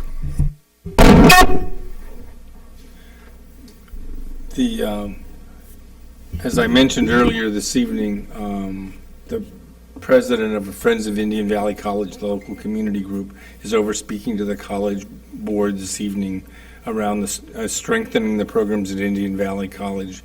One of the specific asks that she's making is to have enough programs offered at Indian Valley College so a student can earn an associate arts degree or transfer to a four-year institution, taking all of their coursework at Indian Valley College and not having to take any at Kentfield. That used to be the case, and for the last couple of years it is not the case. The other side of that coin, and I'm going to look to our high school principals, the other side of that coin is we have to be aware that that college program is being asked to be provided, and our counselors need to be aware that they can engage the college and ask and encourage students to take advantage of that if in fact that's offered right here in Novato, because then you don't have to drive to Kentfield or you don't have to drive to Petaluma. You can meet those needs right here, and there are some students and families the kids are holding down a job to be able to make ends meet, and the ability to take courses right here in town makes something possible where having to commute a half an hour or an hour to another campus just makes it impossible. So I encourage you to work with your counselors and follow up on this ask we're making of the college. I think we're going to get it. So thank you. I see 3 high school principals here. Let me see, 1, 2, 3. Yep. Okay, so with that, I support the program. So whatever they said, good stuff. But it's my job basically to pull this together. But because anytime a district like this is going to go about changing its high school requirements, I think it deserves some considerable thought and consideration. So what I think I heard the board talk about, because this is the first reading, you're bringing it back later for approval, and correct me if I'm wrong, but I think there's full consensus on the rearrangement and the editing that Trustee Butler suggested tonight. I didn't see anyone that sounded like good ideas, good things to catch up. And if the board doesn't mind, I'd like to recognize our student trustee. So I have a quick question. How would this be implemented? So would this be like for the incoming freshman, then it eases its way through, or would it be like as soon as it's implemented, the whole from freshmen to seniors, would that be implemented all at the same time, or would it be eased in? So it's going to impact current 8th graders. So any high school students right now, this is not the requirements that you're going to have. These are the requirements that are going to be going forward. So you guys won't have to take this course, unfortunately, but yeah, it won't impact you right now. So we're definitely doing outreach to the 8th graders so that they get an understanding of what this is and what it means. Good question. Thank you. Okay, so appreciate that. We want to make sure that the information is getting out. So what I'm want to do is I want to make sure that our director of instruction has got a good handle on. We talked about the edits, which is a good idea. There's I think a strong consensus that at least in the board report that's coming forward on the recommendation to approve it, that we emphasize our keeping of geography, and you might want to mention those 2 classes that will continue. There's also, and I support the question around the financial budget impact. Usually when we're going to take an endeavor on like this, if there is no financial impact, let's just have a report from the CBO or something along those lines stating so, but if there is or there isn't, I heard some talk about outside support, maybe that could be part of the final report as well. There's also a lot of discussion around dual enrollment, and you mentioned the possibility of a metric or accountability around measuring dual enrollment as we go forward, and then I think we kind of would like to hear a little more proactive information or what your steps are going to be with the schools themselves to make the student advisory more involved and things along those lines. So with that said, I think I've got it pretty much encompassed on that, and so if there's no more further comments or questions, I think we'll move on to the next item. Any questions or comments from you? No, thank you very much. Perfect. Thank you very much for coming tonight. We look forward to this wonderful program. Okay, so we are going to move on to discussion action items tonight, which is items 14 on the agenda, and the first one is A. This is resolution number 11 for 2016-17. It's arts education, and Yvonne Chadez, our Assistant Superintendent of Education Services, will present the resolution. All right, well, good evening.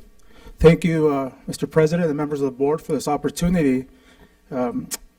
Just want to go back to our debate team from San Marin. Very inspiring to see our young leaders of tomorrow come up here and really take a position, but I was impressed with the evidence and the argument.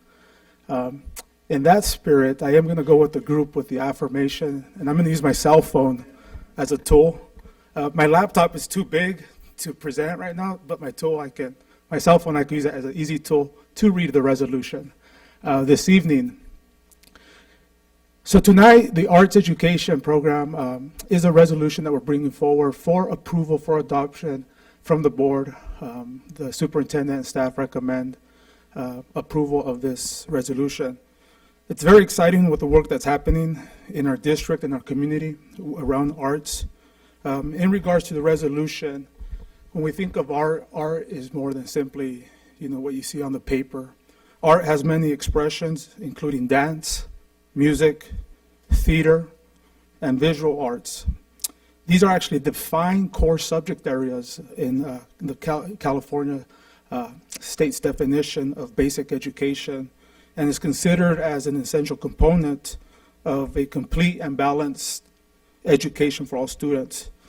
Also supporting this is a new federal Elementary and Education Act, which replaced No Child Left Behind, or NCLB. So this new acronym is now ESSA. So there's a new one for our glossary of acronyms. So the ESSA holds all the states responsible for a well-rounded education, which specifically includes arts education. So very proud again to bring this forward for adoption. Just skipping forward, reading here, says NUSD has supported and funded a strong arts program for students at every grade level in our district. Both high schools have a strong music, visual, and performing arts program. Marin School of the Arts at Novato High School provides a specialized program for students to choose from 2 rigorous arts elective courses each year. San Marin High School also has the SMART with the big A-R-T, a strong arts program with a diverse offering of music, performing, visual art electives for all students.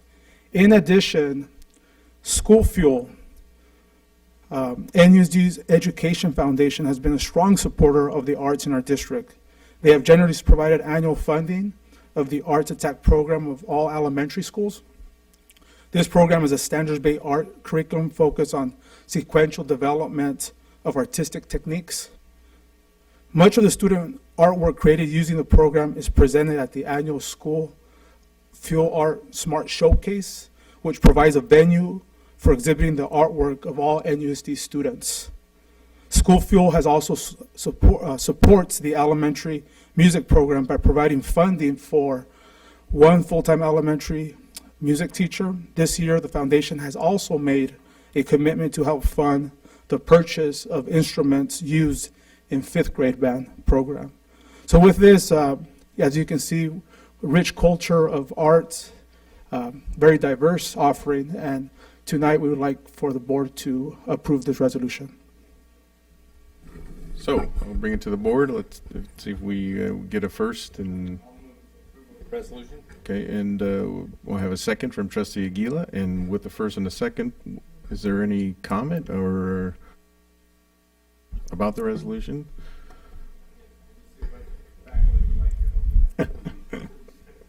Okay, so before we call the question, I just did want to recognize the importance of this particular issue. Art's a major part of all curriculum, and I know our administrators see it that way as well. And I also want to emphasize again the support that we get from the public and the community and our own foundation, School Fuel, which supports us to quite a large dollar amount. And you might want to attend this showcase that they do every year. It's pretty cool to see what these little guys put together.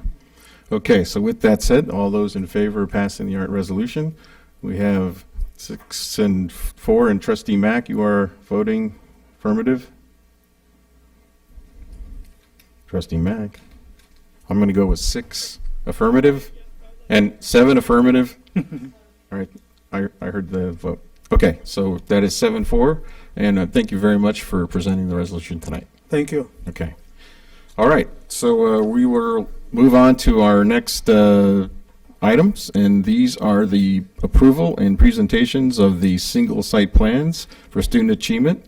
Tonight we have our secondary class administrators or in schools presenting: Marin Oaks, Nexus, Nova, San Marin High School, Novato High School, and Hamilton K-8, San Jose Middle School, and Sinaloa Middle School. And we'll start out with our Assistant Superintendent, Yvonne Chadez, unless we're going to go into something else. Okay. Whoa.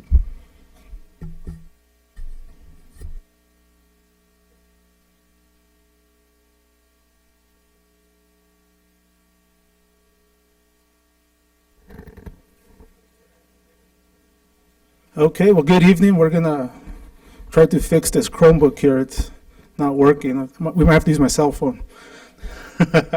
All right.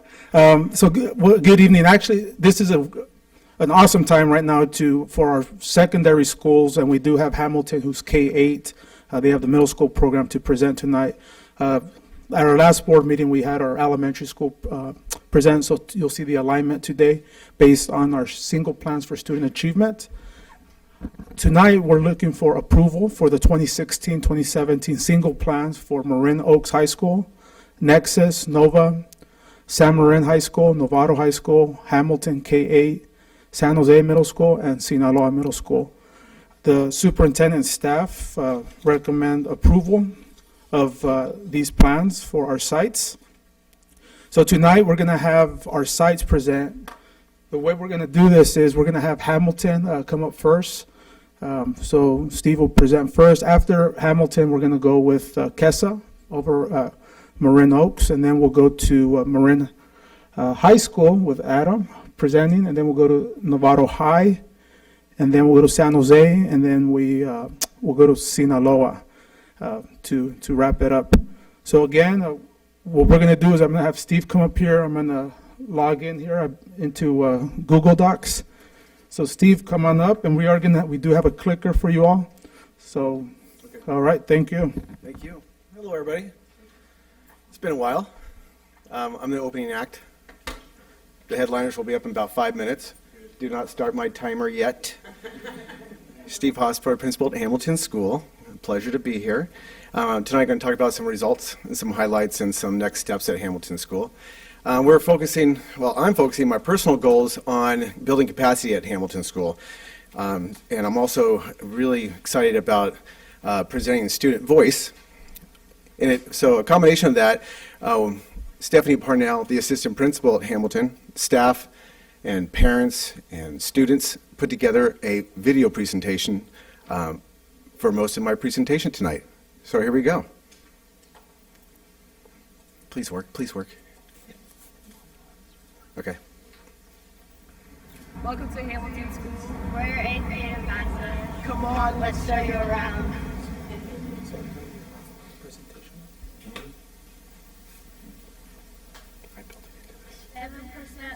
like me. 54% look like me. 31% look like me. 38% se escucho como yo.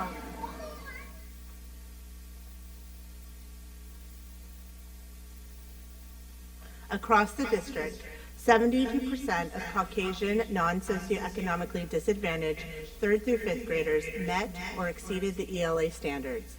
At Hamilton, 81% did. Across the district, 69% of Caucasian non-socioeconomically disadvantaged 3rd through 5th graders met or exceeded the math standards. At Hamilton, 74% did. Across the district, 28% of Hispanic 3rd through 5th graders met or exceeded the ELA standards. At Hamilton, 36% did.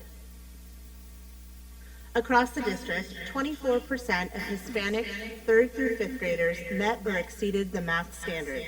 At Hamilton, 36% did.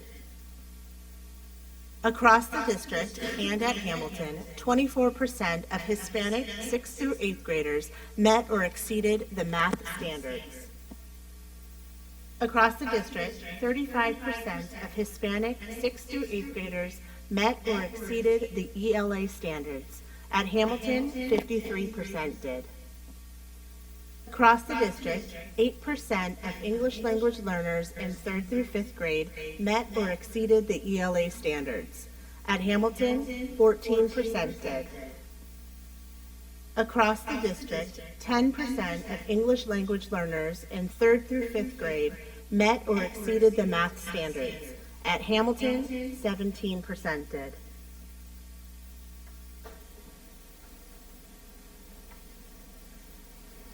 Hamilton uses GLAD strategies to engage us in our learning and to develop our vocabulary. I hear some chanting now. Let's go in and listen.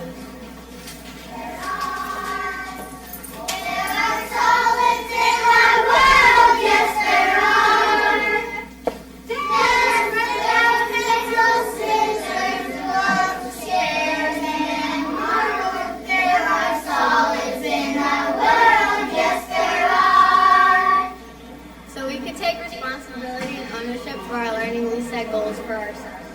Having goals in an action plan encourage us to push beyond our perceived limits. Let's take a look at our Hamilton Avid class as they engage in goal setting.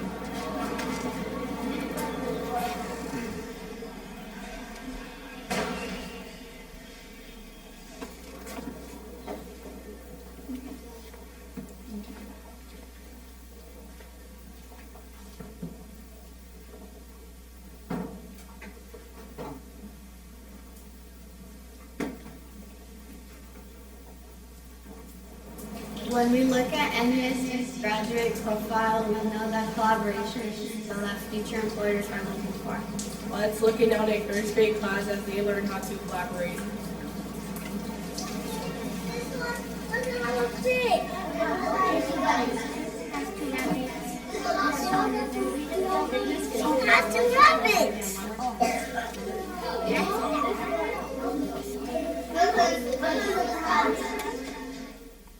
So, I talked about our formula before, and we looked at guided language acquisition, PBL, and depth and complexity icons. But, as we all know here, that we have to have a balance between academics and social and emotional wellness at our schools, as well as parent engagement. So, I look at our partners counseling program, our Hamilton Mentor Me program, and our community liaisons doing a lot of the heavy lifting at our sites.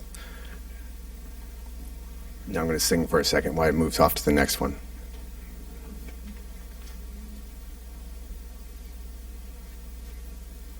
Eighth grade ambassadors. Student cabinet. Inquiry for Equity Fishbowl. Middle school leadership and elementary leadership ambassadors. Restorative justice.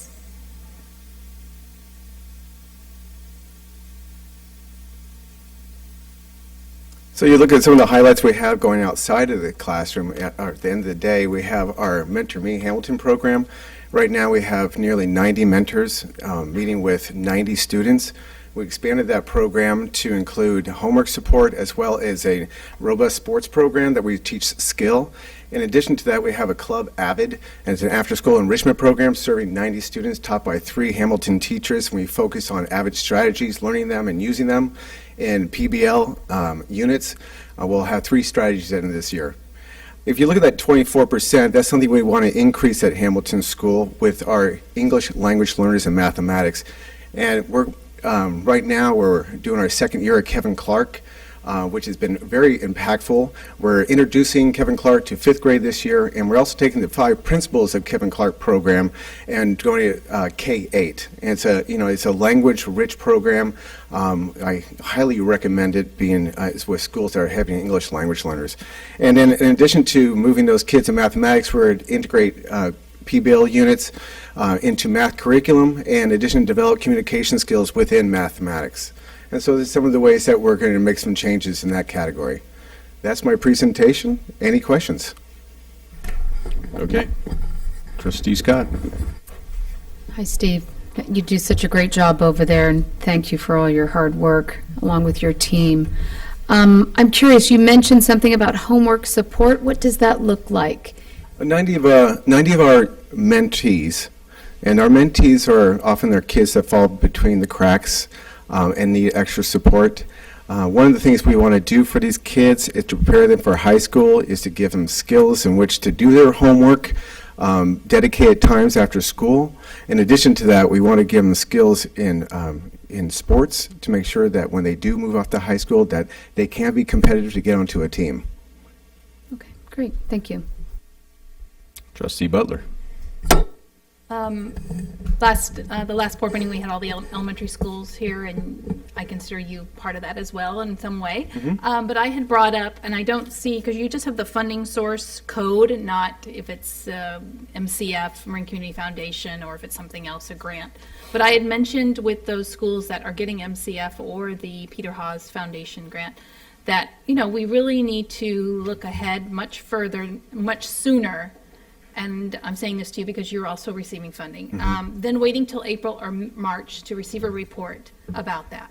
That, we've been in this for 7 years with MCF, and that we need to think about this funding possibly going away. We can't just wait till the last minute to say, for MCF to roll around and say, by the way, we're not going to be able to do next year, and we're going to be standing there going, what? Yeah, and that's half my budget. Yeah, so I think I terrifies would me. like you to be a big part of that, and I asked the principals, and I'm asking staff as well, to have a report come back much sooner, either in December or early part of January, whatever you feel as a group works best to come up with a solution or what we need to do if that funding does go away. Great. Thank you for thinking about it. Okay, excellent. Any other questions, comments? I'll go to Trustee Mack. Any questions, comments on Hamilton Middle? No, great. Great job. Okay, so. Thank you. Great job. Thanks, Mr. Hospiter.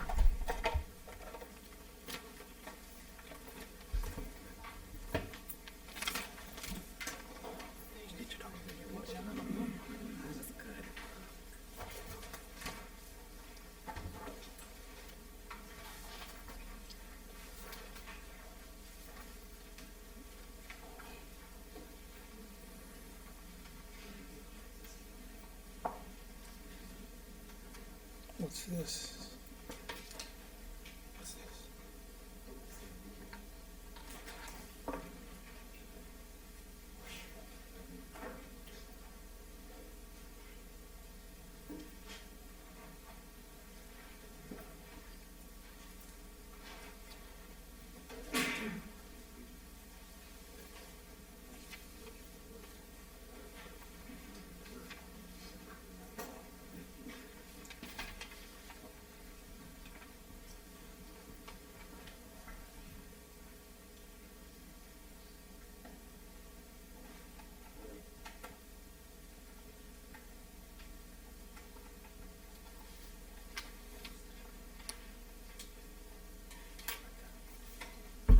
Okay, thank you, Sean.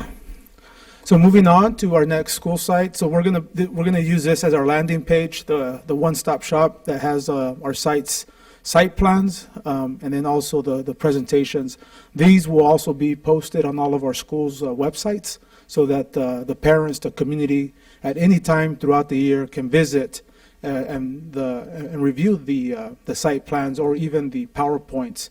And we really want our plans to be living, breathing documents that our principals carry with them, literally just like I do here in my pocket, right, as a kind of a roadmap that has their strategies, their action steps, and that they're revisiting ongoing throughout the year with their teachers, their parents, as it is their guide to improve the student achievement at their school.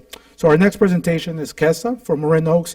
Kessa actually has 3 schools that she's going to be touching upon and wrote 3 different site plans for her 3 different schools, the Nexus, Nova, Independent Studies, and Marin Oaks. So we gave her 2 more slides, I believe, on her presentation. So thank you, Kessa, and here's the PowerPoint. Hi, good evening. Thank you so much for reading all 3 of the plans.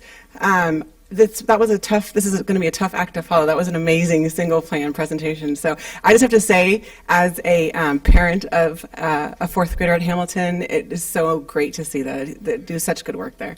Okay, so principal hat. I'm going to focus on Nexus first. Nexus is our community day school, and that is for students who are in middle school who are having some challenges at the traditional sites. Our goal is to teach them interpersonal skills along with academics to help them be prepared to be successful back at the traditional school site. Tonight I'm going to focus on the interventions that are in place to help our students. How's it going?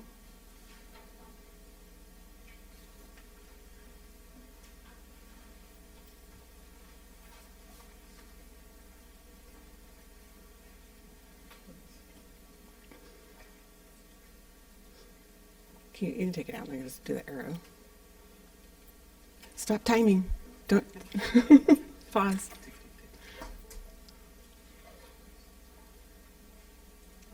There we go. Okay.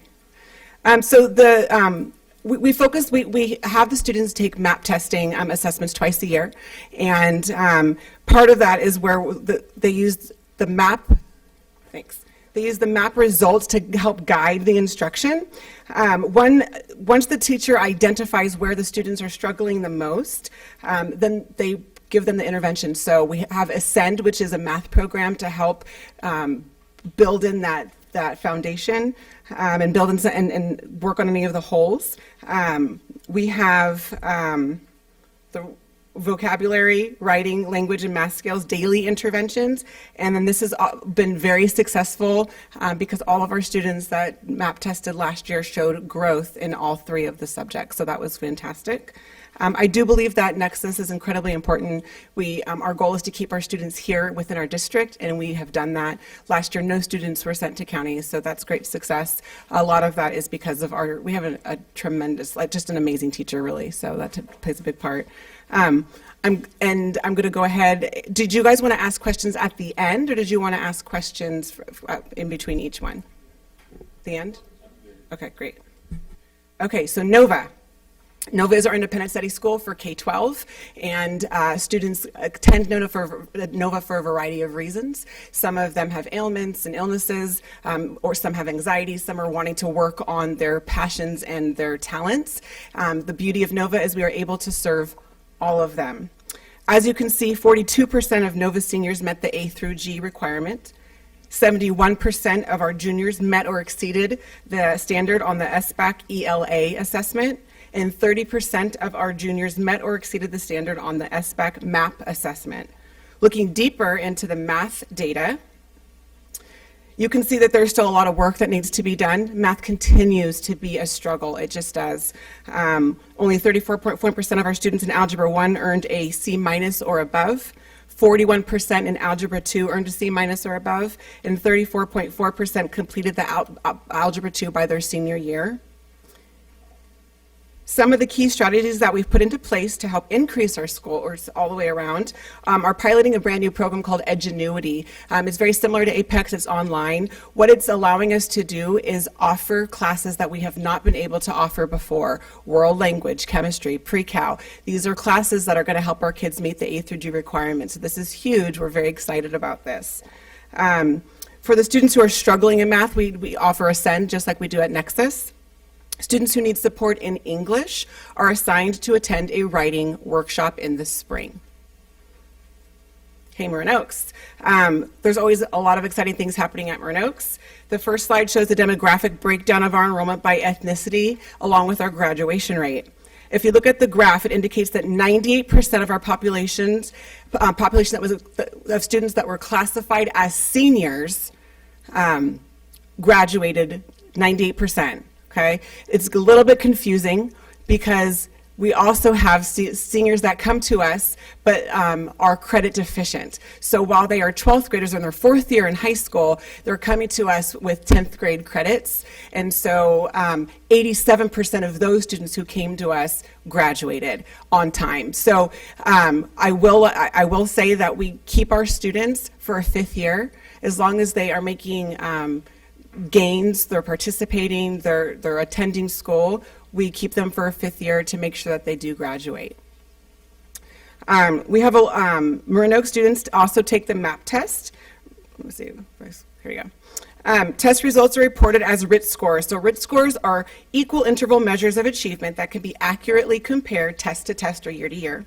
Here you can see that 31% increased their RIT score by at least 5% in math, 41% in reading, and 39% in language usage. Some of the strategies that are currently in place to help students with their student achievement are our credit recovery class within the school day.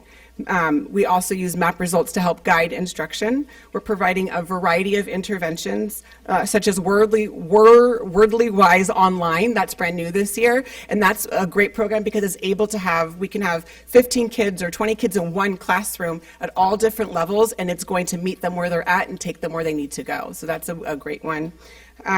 We have mandatory tutorial. That's for students who have a C- or below in any class, and they're required to stay after school or before school to receive additional support, one-to-one tutoring, retake tests, complete missing assignments, redo low-scored assignments. That's always been very effective, and I plan to keep that for a very long time. We also use Ascend for our EL students to help with the supplemental, with the language of math. And of course, we have individualized education plans for every single student. There are, oops, I should have done that already, sorry. There are 2 exciting things that I want to share. The first is our character report card. So I passed that around to you. Yep, looks like this. This is the first year that we have implemented the character report card. It was inspired by KIP Academy, and it has all of the character traits that are placed inside of the graduate profile, along with some of the other traits that our staff thought were important to instill in our students so they're able to graduate with these skills. Each quarter, and so we just did this last week, so there's a lot of fine-tuning that needs to kind of happen with it, but each quarter what's happening is the teachers will give a grade or a number 1 through 5 in any of those traits if they have that student, if it's displayed inside of the classroom, and then they have an average score. Our goal is that by the time they graduate, all of them will have at least 1s and 2s and able to display these character traits, at least while they're on campus. And then on the back, you can see that the student actually did it themselves before they received the feedback from the teachers. So we have each child or each student meets with an advisor, and that advisor kind of reviews it with them. What we found last week was some of the kids felt like they were being judged, and that was not our goal at all. And so we listened to that feedback. We had a student advisory committee today. We listened to that feedback. They want more of like an explanation why they received those numbers. and they want more lessons to help them learn these skills. The majority of the kids really did like it. They felt like it gives them something to work on. There's a difference between how they think they're behaving and how they are being perceived. And so I feel like it's going to be very successful, and it's a start. Part of that we are piloting Indigo. It's a company that's going to come in November or December, and they are going to assess all of our students, and that the test is going to then tell them where their strengths are and what career they might be really good at. So that's going to be really good to kind of fit into the character trait building. And then the last thing I want to talk about is Bridges. This is my baby. I'm super jazzed about it. It is exciting. We have 26 students enrolled. The purpose of our program is to build a connection between the classroom environment and the experiences of the career world. Hands-on approach. We have College of Marin started today. They're coming to our site twice a week. We're doing a career exploration class for these kiddos. They're going to take tests. They're going to figure out what they're good at, what they like. Then they're going to be placed into a job shadow, either 3 job shadows that they're going to see which one they like best, or a paid internship, or an internship for elective credits. Super exciting. The kids really enjoy it. We have we have luncheons and guest speakers and tours of the college. So this is a really great program. The goal is by the time that they graduate, they're going to have college units under their belt, or some sort of certificate that's letting them be able to have a job where they're going to be able to make money while they're going to school. So it's really exciting. And in closing, there's a lot of great things happening at Hill. It's great having everything, all the different schools on one campus. We just took 2 Nova students and easily slid them right over to Marin Oaks at the beginning of the quarter. We have great guest speakers, a Holocaust speaker. We had an inspirational speaker that came in. Everybody can come and enjoy it. It's great. So there's a lot going on. Cool questions. All right, Trustee Cooper. Hi, Kessa. Can you talk a little bit about let me put my glasses on there. The Nova program, the program at Nova, Edgenuity. So, go ahead. How many students are taking advantage of that? It sounds like a good opportunity. It's a great opportunity. We have maybe like 15 kids right now that are using it. It's very similar to Apex. We're finding a lot of things that aren't necessarily working great with it. So we're hoping that maybe next year we use Apex in the same way. But there's 15 kids, but then some of those kids are taking 2 classes. It's also helping when we're enrolling students. So a lot of times we weren't able to serve these AP kids that had all of these, they were going to need to take 9 classes. And so now they're able to come here and take 6 classes instead of 5 with us, 2 at Novato High School, 1 at College of Marin. Okay. And then overall, how would you assess your success, or the comparison of your success at Nova between this past year, and say the previous year? I think each year it keeps getting better because we're getting the students involved a little bit more. We're having more activities where they're being part of the student advisory committee, so their voices are being heard. We now have the Edgenuity program, so we're able to offer those great classes. I think each year we're finding that we're progressing, so I think it's a little bit better. Okay, and then one final question, if I could. What's happening, this is kind of a rhetorical question, what's happening in December, the first part of December? Can you just go December through that real quick? 2nd. Yes. We have been selected to move forward for Model Continuation School for the state of California. So they're coming to visit us from Marin Oaks, and hopefully you guys can make it. We'll have some good food. You can say nice things, and we will hopefully be a model school. That kind of, for me, that puts a big bow around all this. Yeah. Yeah, the food. Yeah, and the food. December 2nd, and I think for your group it's at 8 a.m. We have 4 different focus groups. All right, so Trustee Butler, then we'll check in with Trustee Mack. For Nova, going back to the math. Yeah. Math is a real issue, and it seems to be. And it looks like Marin Oaks you have a new math teacher, though. This is her 2nd year, but math all the way around is Yeah. rough. It really is. We have kids that come to us from Marin Oaks. this is the third or fourth time that they've taken algebra and they still have failed. And so there's so many gaps. It's really hard. For Nova, it's difficult. You're meeting once a week for 2.5 hours. So you did bump the hours. We bumped the Because last hours. year you Yeah. talked about that. Yeah. It was Every one year we're doing something different, trying to figure out, how to better serve these students. And so Ascend helps for that supplemental thing that they can do at home. Edgenuity is another option so that they're getting that direct instruction every day. And then we have tutorial for an hour and a half and instruction for 1 hour. So it's 2.5 hours that they're meeting every Thursday. Is there anything you need from us to make this a better? I mean, I have to ask. I mean, in all honesty, if we could offer tutoring more often, I think that would make a big difference. I don't know how many of the students would go, but so that there's that funding piece of being able to, because she's only a very part-time teacher, she's only able to offer a certain amount of hours. So I think finding that funding for tutoring services it would be Bumping huge. up that person's hours would be okay. For sure. And then one thing you mentioned in your Title I plan or program here at the very end of Marin Oaks, I always like reading through that, is the parents unable to access Aries due to just not having a computer. Are they getting progress reports mailed home? Yes. Oh, If they have, for Marin Oaks, we mail them home. Well, we actually mail them home. For Marin Oaks, we mail everybody's home. For Nova, and Nexus we mail everybody's home. But for Nova, we mail them if they have a C- or below. Okay. So they are getting something. Correct. Absolutely. Okay.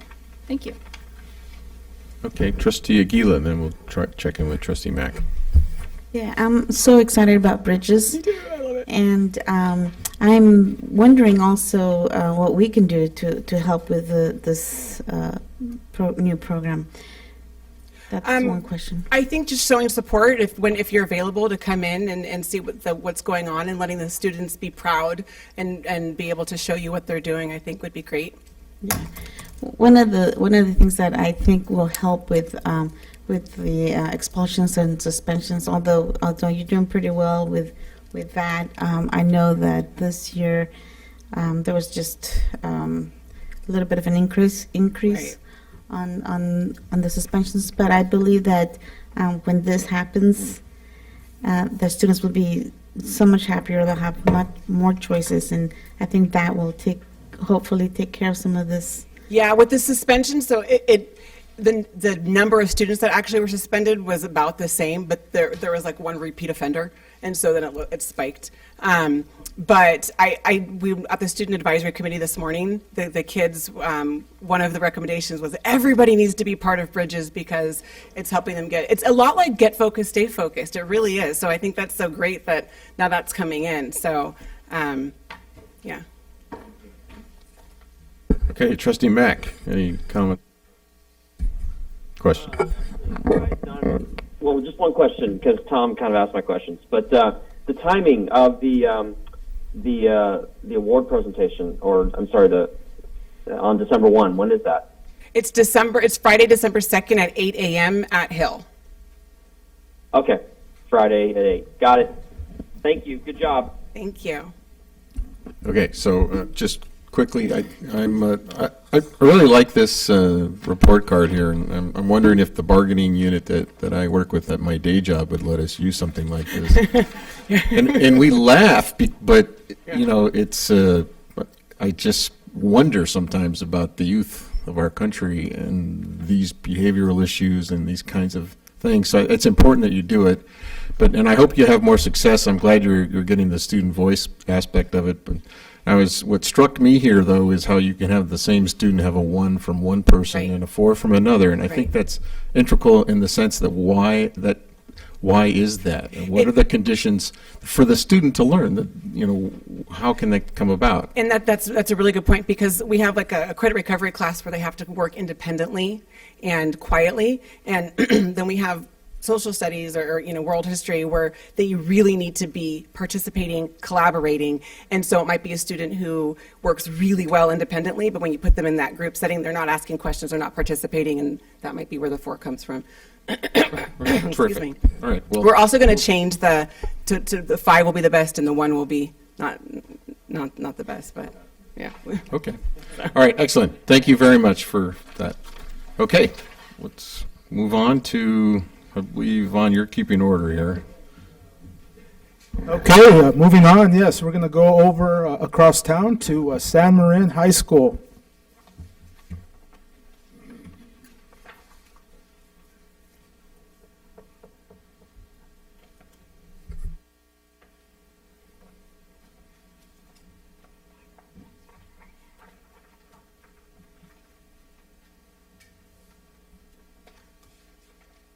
Good evening. On behalf of the San Marin High School community, I want to thank you for the opportunity to share information about our school.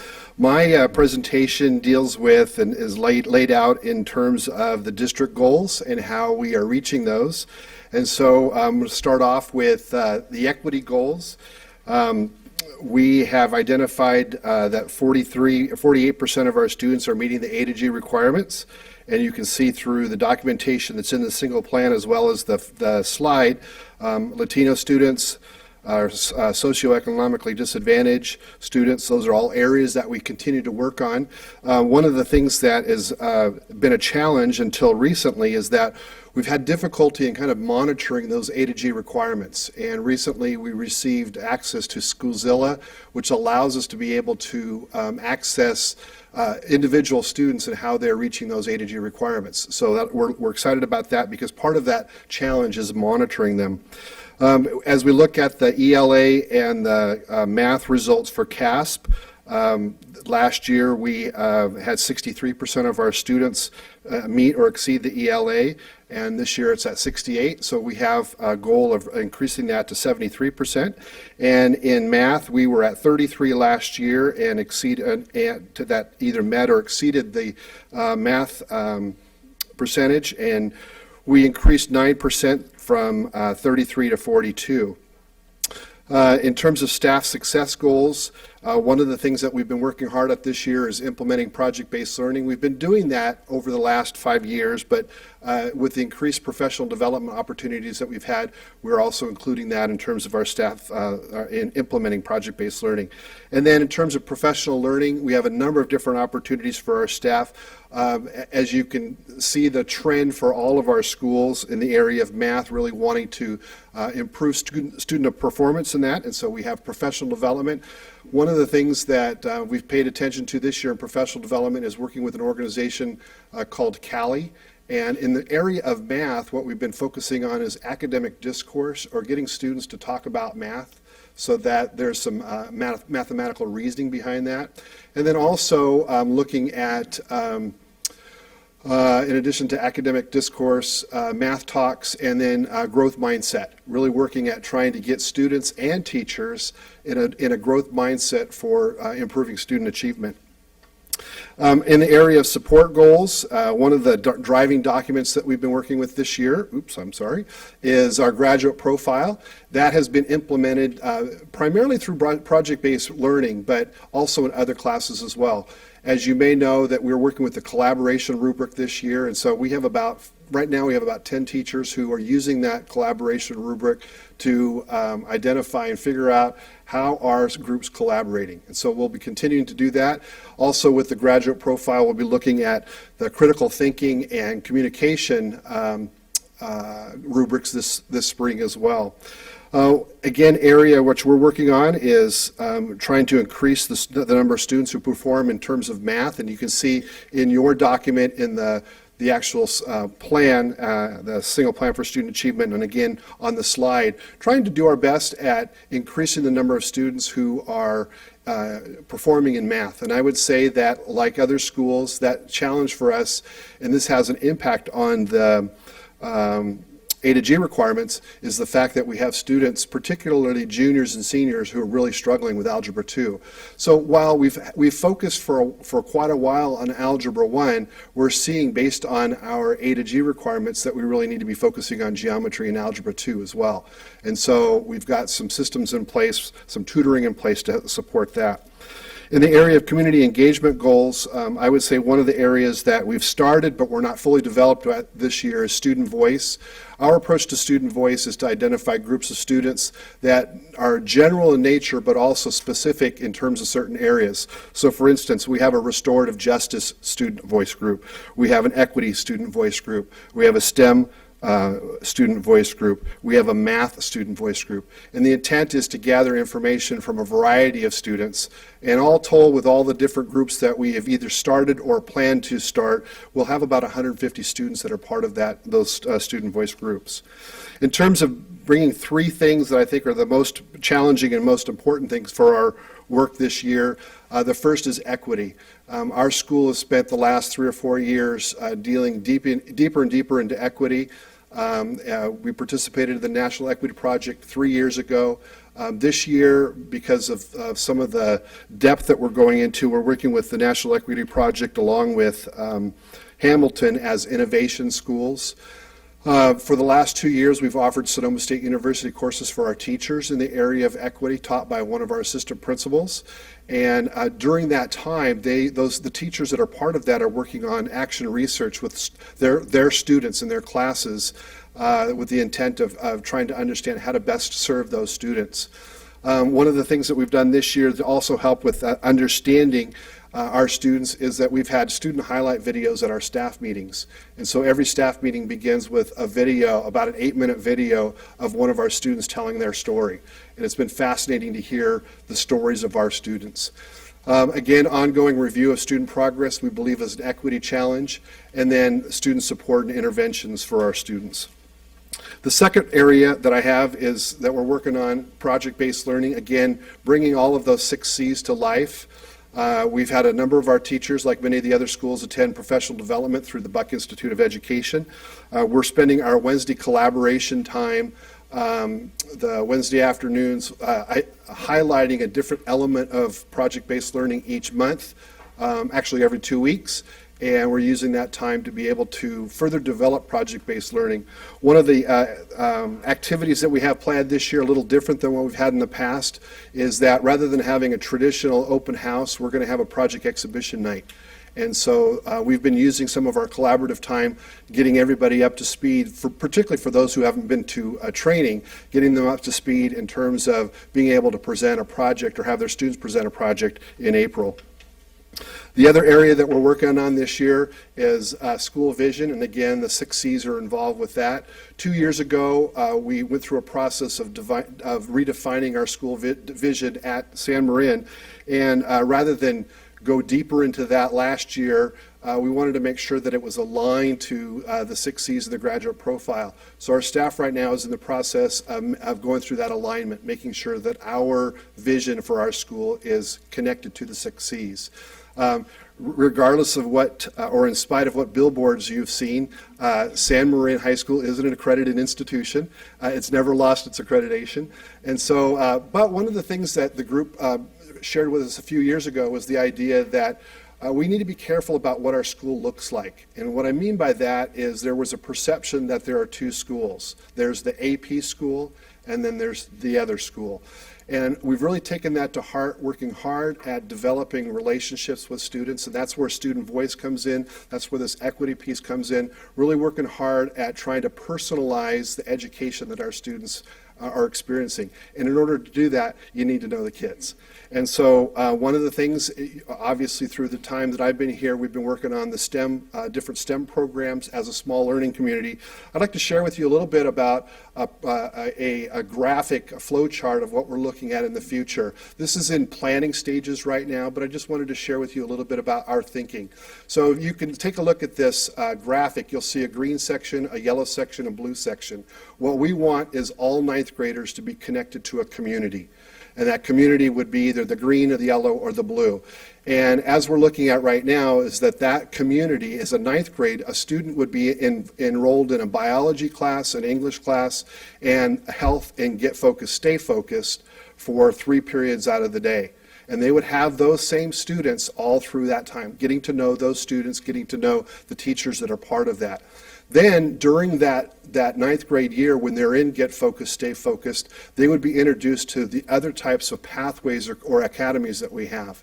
So they're learning about the STEM programs. They're learning about public service. Right now, we have public service as one of those, which would include criminal justice. We have one of our assistant principals and about 5 or 6 of our teachers going to Sacramento in a couple of weeks to take a look at a criminal justice program. We're looking at a possible education pathway. Wouldn't it be great to home grow some of our students to become teachers in our school district? We have a teacher shortage, and we're struggling with that. So if there's a way that we can help manage that, we certainly want to do that. And then the last one is communication, humanities, and arts, which would include our SMART program as well as some other programs. We're still defining what those pathways are looking like, but and we're going to continue to access and get information from our students as well as the rest of our community in terms of what those look like. But the idea being is that they belong to something. We found some success in our STEM programs primarily because they're connected to the other people that are part of that program, the teachers that are part of that. We want to expand that success to all students. Thank you. Okay. Any questions or comments on San Marin? Trustee Cooper? Hi, Adam. Hi. Just comparing, well, regarding the math scores and your math program, what do you think, what's the couple ways you could significantly impact that, or can we help, or the scores there? They seem fairly low, and that's kind of important. Yeah, I would say they are low. This is the second year that we've been in this particular curriculum, the CPM.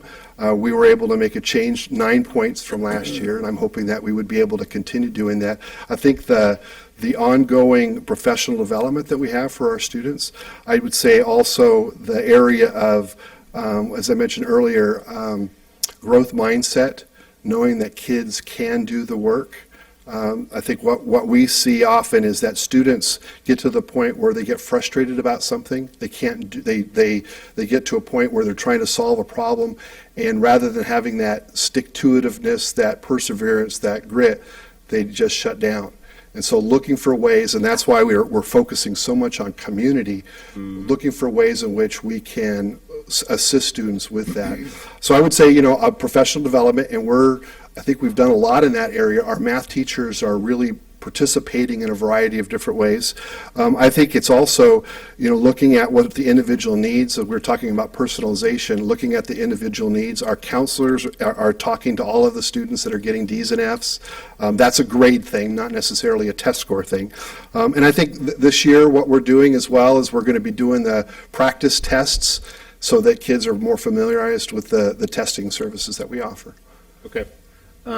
Thank you for that. And then with respect to this slide, if I could, that's up on the screen right now. So if I understand this, the green, the yellow, and the blue that would essentially take place in the freshman year. That's right. And all students would be in one of those groups. Right, I understand. And so essentially then that would put everybody in STEM, if they wanted to go to STEM, in their sophomore year. In the sophomore year. Okay, thank you. Biology and English and health or whatever, those still would be STEM related in the sense that it involves science, technology. We still have project-based learning, but in terms of the specific STEM Marin program, it would start in 10th grade. In terms of the specific biotechnology, it would start in 10th grade. Okay, any other questions, comments? Trustee Milrick? Quickly, I think there's great benefits to this, but it's also a move towards tracking, and we need to be careful that if a student discovers in their high school career that their interests are different than they thought, or their parents told them, or they guessed, that they have a facility for transforming. Absolutely. But this is nice. Yeah, absolutely. Okay, Trustee Mack, any questions? All right, thank you. All right, thank Appreciate you. it.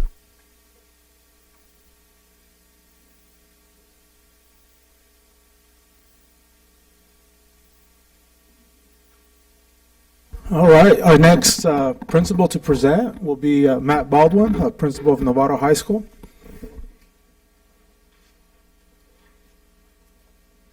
Good evening.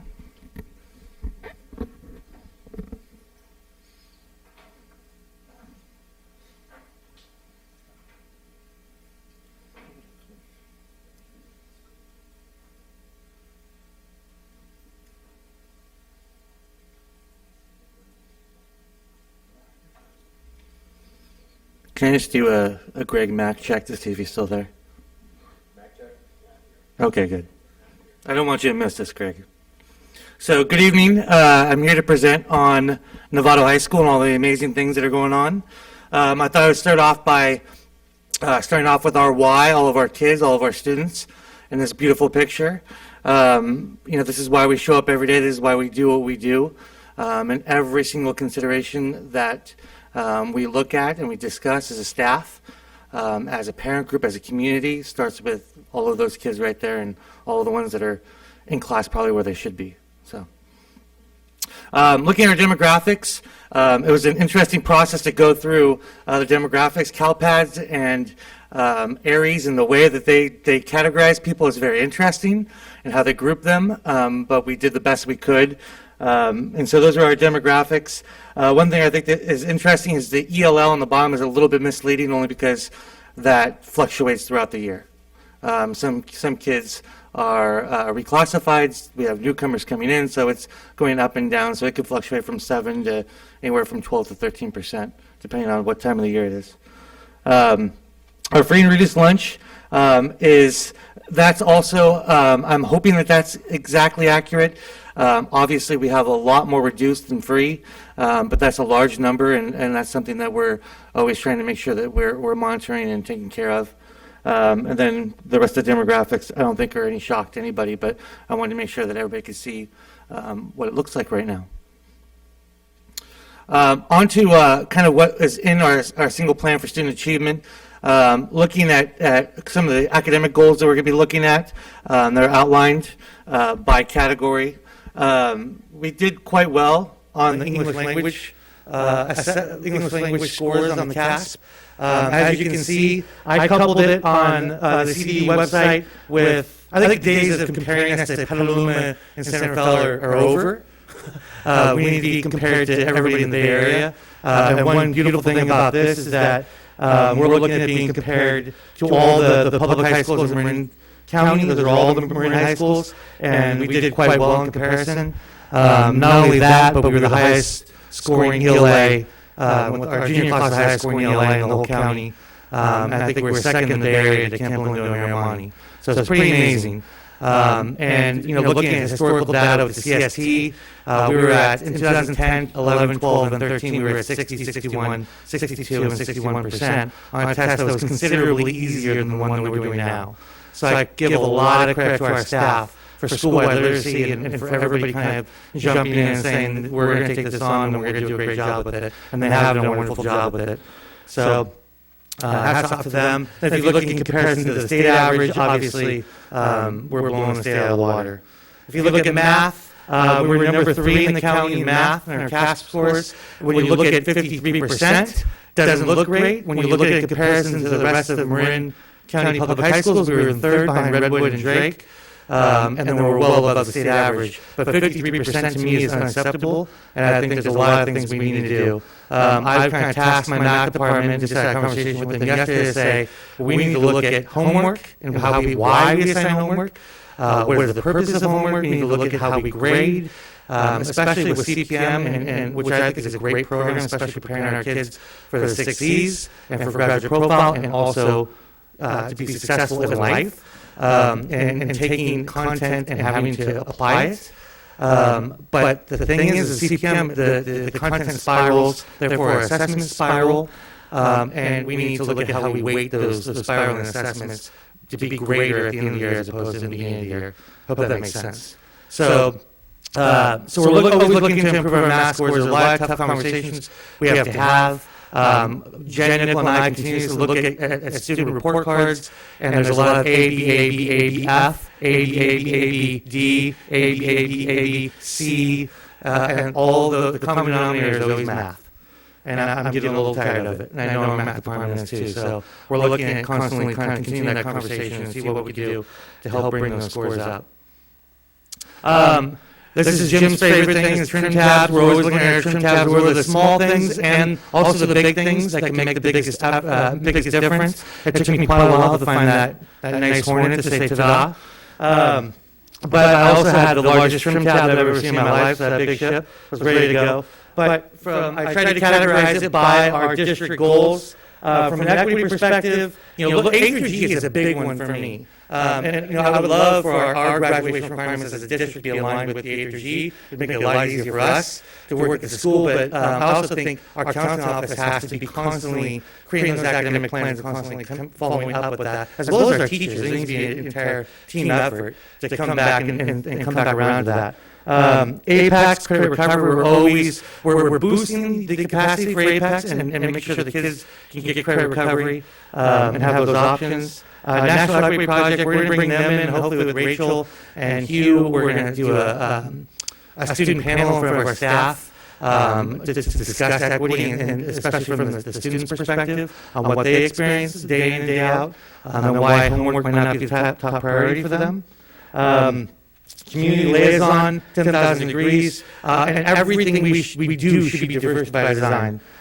Student success, PBL is a big one. I think it's the most impressive vehicle to accomplish our 6Ds in our graduate profile. I don't think it's the only way, but I think it's the most impressive vehicle that I've seen. So I'm really excited that it's our big staff focus for the entire year. Everything we do, we eat, sleep, dream, PBL, and it's great.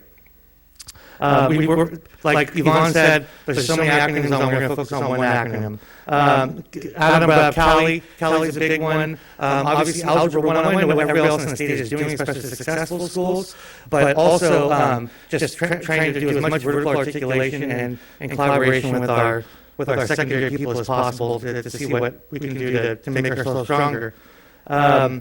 We're also looking at improving our senior project to make it a defense portfolio of our 4 capstone projects that we have currently: freshman research paper, sophomore speech, junior research paper, and senior project. So it's actually a defense of the portfolio and of the 6Cs, which I'm excited about. Learning walks is another thing for staff support that we're doing right now. Most of our staff has done learning walks in the last 2 weeks. The next step is now to get that collaboration rubric into their hands and say, let's go look at collaboration specifically, and we're kind of going one step at a time. One thing that I think is interesting that we've seen is I think we need to teach our kids how to collaborate before we start assessing them on collaboration. There's a lot of work with your partner. Well, what does that mean? So, and then, we're using outside organizations like 10,000 Degrees, PK, and then obviously for community engagement, obviously our PTSA, our School Site Council, our ELAC, 10,000 Degrees I talked about. And then 2 things that we did. One thing last year we did was Novato Rack, where it's clothing and that has been donated, and also backpacks that have been donated. They're completely stockpiled with stuff. And they can come in and grab it, no questions asked. We let them go in there, they grab the clothes that they need, and a backpack full of supplies. And then we're starting the family market October 26th, I believe, is the first day where they're going to be dropping off the food, and we're going to have the people coming by right after school to pick up food if they need any food. So there's a lot of stuff going on. We're trying to hit everything, and hopefully I did. The last thing, I'm running out of time probably. These are our 6 pathways that we're looking at. They're not all pathways, to be totally honest. Marine School of the Arts is already in existence, and they're doing beautiful things, and they're amazing. And I'm going to I try desperately not to ever touch it. It's going, it's working, it's beautiful, I love it. Actually, we try to learn from what they're doing. MBI is something we're working on right now as a design team. We talked about that last time I was here. The Air Force Junior ROTC, we need to keep supporting that and trying to get more numbers in there. The middle one is our health career pathway. We just met with College of Marin for the 3rd time today to talk about that articulation agreement, and we're right there. It's great. So that's going to be hopefully 30 kids in the fall of 2017. And then our Renaissance Academy, we're going to be starting with, it's a social science, English, humanities pathway for students that are inspired by writing and social science and history. Hopefully we can steal that Sinaloa kid that came in here last time. That was amazing. But Renaissance Academy, and we're having conversations right now developing that to be almost the default pathway for students that come into our school. And every kid that goes to the Renaissance Academy will have 4 years of AVID as well. So, and that's the ship going in the right direction. So. All right. So, to the board, questions, comments, anyone? Chance to think about it. Trustee Millerick, and we'll check in with Trustee Mack. In the collaboration with the college, Marie, you just described it. Yeah. What specific? I'm sorry. So today we met with Beth Pratt. It was the health program? It was a health careers pathway, so we're trying to do a CTE pathway so they can, and obviously the College of Marin has a lot of great programs for health careers. We have dental assisting, they're trying to develop a vet tech, which would be amazing. We want to get on dental assisting, fire tech, nursing, MA, a lot of different programs. It's how we develop our pathway to allow students to not only specialize in something, but also, if they choose not to, have a blended experience and dabble in a lot of different things so they can have exposure to it. I'd love to hear how that goes, 6 months or a year from now. Yeah. Thanks. Trustee Butler, then. Just sitting here thinking about the math that you brought up and the challenge and all that, I would encourage you to talk to some students and find out why, not the teacher, why isn't the student, find out from the student. Because I know my student would give you a good dose of what. I like that. Will I get her in your office? Probably not. But I would encourage her because I hear it quite a bit at home. That's one of the things for the Student Advisory Committee. I met with the two students, Alexa and Luis, that are going to be facilitating the meeting tomorrow. And I told them, we need to, tomorrow we'll get all the things done that you want to get done, but the next week we have to start getting into instruction. I want to hear the kids' opinion on instruction. Dress code's fun, bathrooms are fun, but I want to get some meat and potatoes too. So, yes. Yeah. Trustee Mack, you got any comments or questions? No, I'm good. Debbie asked the question I was going to get into, so I'm good. Thank you. Thank you, Matt. All right, so then, very good. I mean, my comment is basically to all of you. It's amazing how you're able to take such a broad spectrum of information and acronyms and different things and put it all together in great presentations. And what's really weird is like I'm getting it. I understand. I've been doing this too long because I actually understood everything you said. So thank you for very much. Thank Keep you. up the good work. Thank you.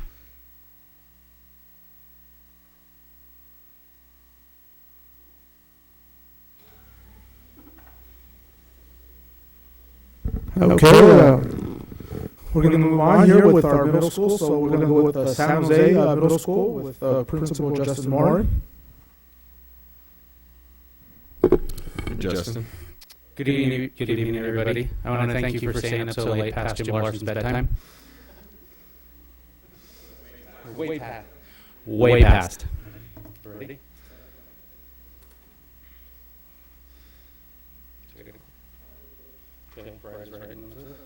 I can start? Okay.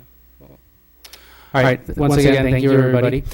In terms of San Jose Middle School, we've seen a lot of changes over since I've been there 5 years. Last 5 years, we grew last year to almost 800 students. This year we did see a bit of a drop, but our demographics have stayed relatively consistent over the last couple of years. One thing that I did notice is our English language learner population. Our percentage has dropped a little bit. I'm hopeful that that's because we've actually been able to redesignate 25 plus students every year for the last 3 years. And so we see that as a positive. Another thing I just threw on there in terms of demographics, just like everybody else, saw a lot of teacher turnover, so about 25% new certificated staff this year. But we've been very fortunate. We got some very good people, and we're very pleased with who we have. In terms of our CAF results, we were pleased to see we did have growth. We saw significant growth, or at least I would call it significant growth in English language arts, and we were pleased to see we did see growth in math, large in some places. But we did identify some areas that we want to continue to work. This is the first year in a couple of years that we were actually able to embed some math intervention classes into our master schedule. And what we did in order to do that was we used the same data points that we used to identify students for the compacted pathways. So we took those same data points and identified incoming 7th and 8th graders.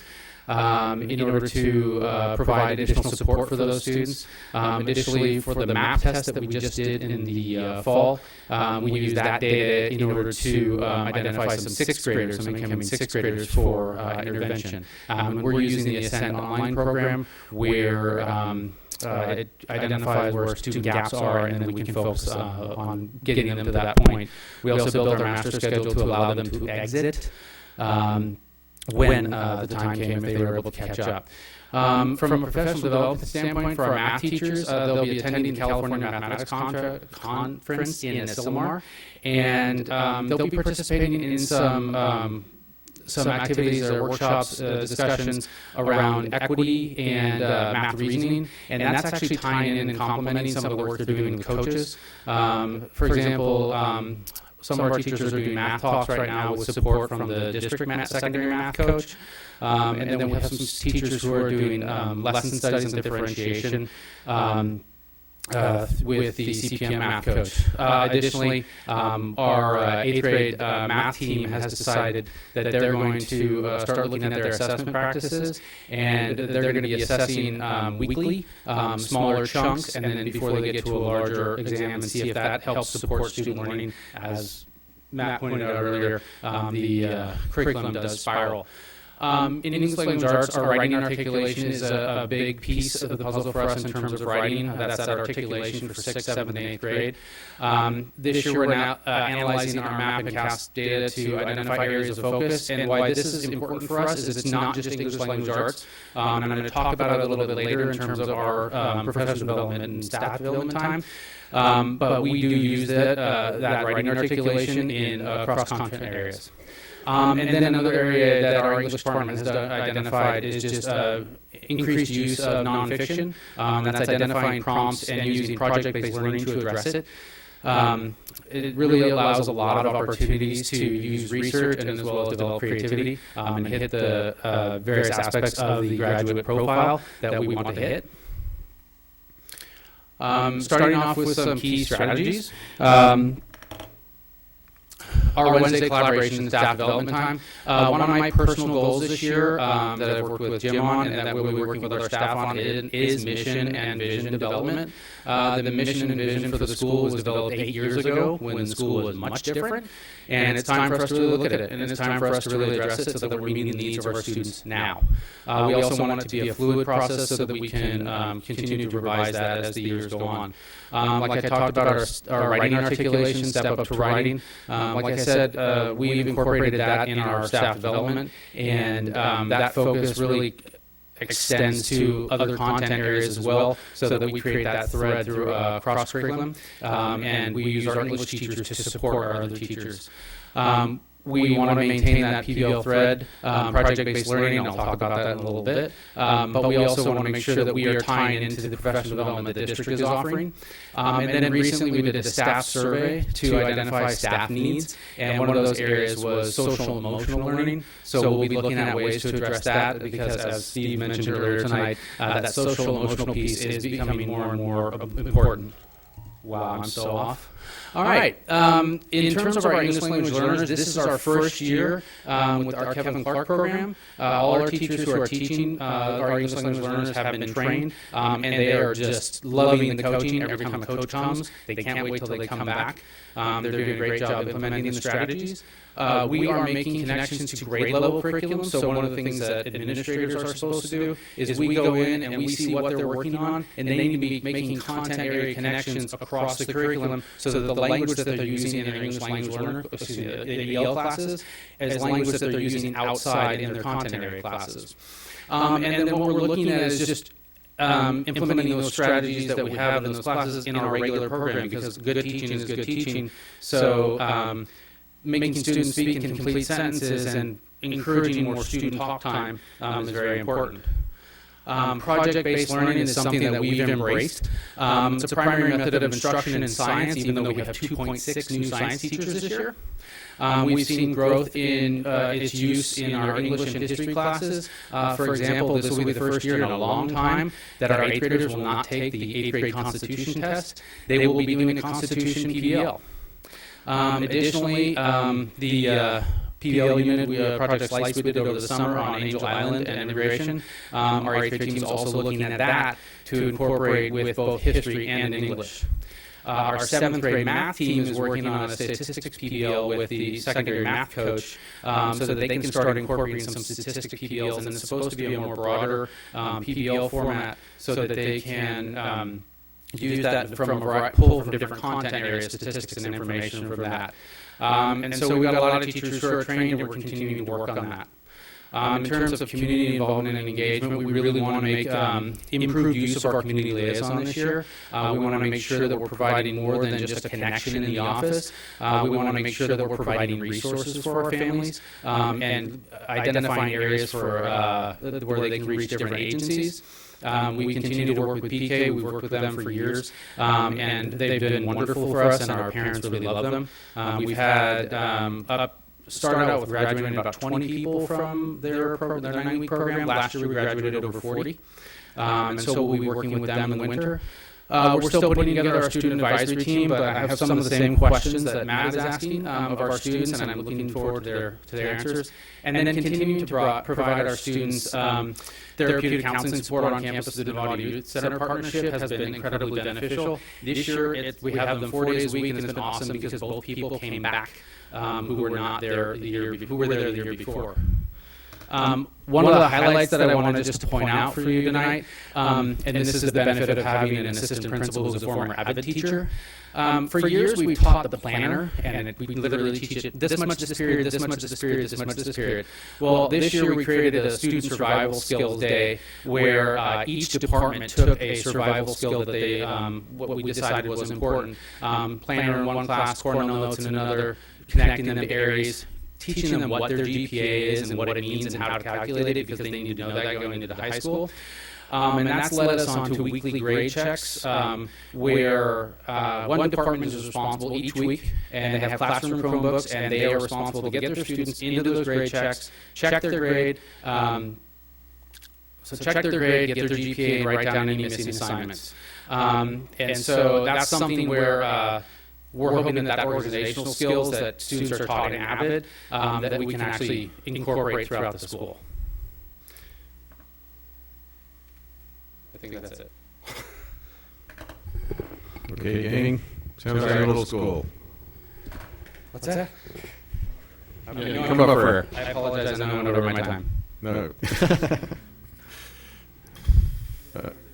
Trustees, any questions or comments on San Jose or our interest? Okay. Trustee Mack, any comments or questions for San Jose? Well, you're good. But one thing I did have a question about, you were going pretty fast there, but you talked more about like writing, and you didn't mention it at all. So I was just wondering how that was going when you talk about you were going to revise your writing articulation across all curriculum. You're going to incorporate more than science and history. This was specific to the ELL aspect, and we talk a lot about math and stuff, but I just wanted to know how that was. How was that going? It's going well. So what we did last semester, and I apologize, I was speeding through it, so I blasted right through it. So we have a writing articulation for 6th, 7th, and 8th grade, and that gets revised every year. I talked to my English department chairs and my grade level department chairs this year, and I said, we now have CASP data. We've always had MAP data, not always, but recently we've had a lot more. Let's identify some key areas that you feel, and they're my experts, that you feel could be used across the curriculum. Last semester, so the end of semester 2016, so spring semester 2016, we did a lot of, we had used staff development time or professional development time in our staff meetings to use for our English teachers to first teach all of our staff step up to writing in that process, the claim, reason, and evidence, and then gave them the opportunity to use that format in their classes. Our science team jumped on it right away, and math started to use it as well. And then Benedetta, my music teacher, was like, look, I did a step up to writing in one of my music classes. And so we did that last year. So what we want to do this year is delve deeper into that and identify some areas where it's those little wins where, hey, you're not an English teacher in a science class, or I mean, most of our history teachers are English teachers, but in another content area class, maybe in math. But are there some specific things that you could be doing that could reinforce what our English teachers are doing in their classes? And so that's the next step for us, is going taking that deeper step. Thank you. Because from a PBL perspective, I just always felt that you can learn how to write in all of your classes, and I'm glad to hear that you're getting others to collaborate on that. So that's good news. Thanks, Trustee Miller. Last 2 weeks ago, we had a presentation that talked about additional ways of collecting data out of the classroom, and there was observers that went in and, like, every 6 minutes recorded what they'd pick 4 students and track them, and so by the end of the day, this recorder ended up with information about exactly the dynamics of the classroom, which was a completely different kind of data than test scores or. Have you been able to use any of that kind of information? I don't know how widely we put this into the district. It was,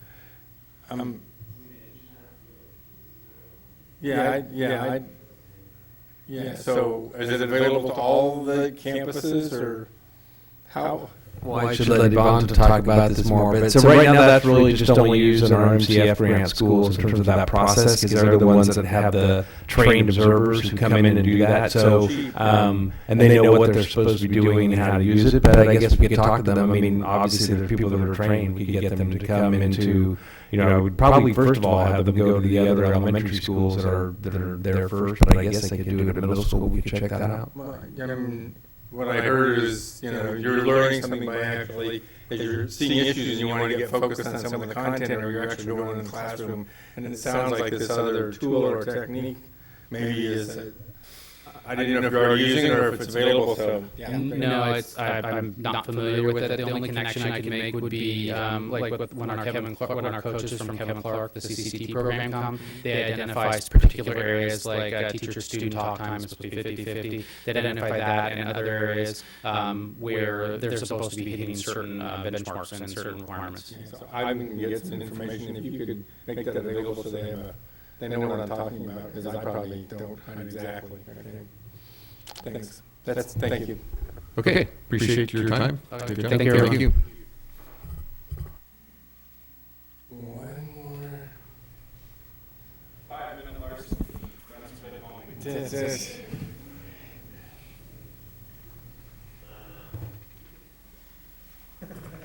Not a chance, right? All right, next we have Sinaloa Middle School. So yes, and just to follow up on that question, the program is called EduSnap, and that's the program that 4 of our elementary schools use as part of the MCF grant, and I'm sure there is a way for us to get them at all schools. We just need to work out an agreement with Jan Derby. Yeah. Yes, and so I'm sure there will be a way. It's essentially just shadowing students for the day.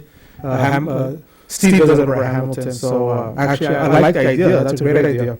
All right, so here we go. Let's go to Home of the Saints. Good evening, everybody.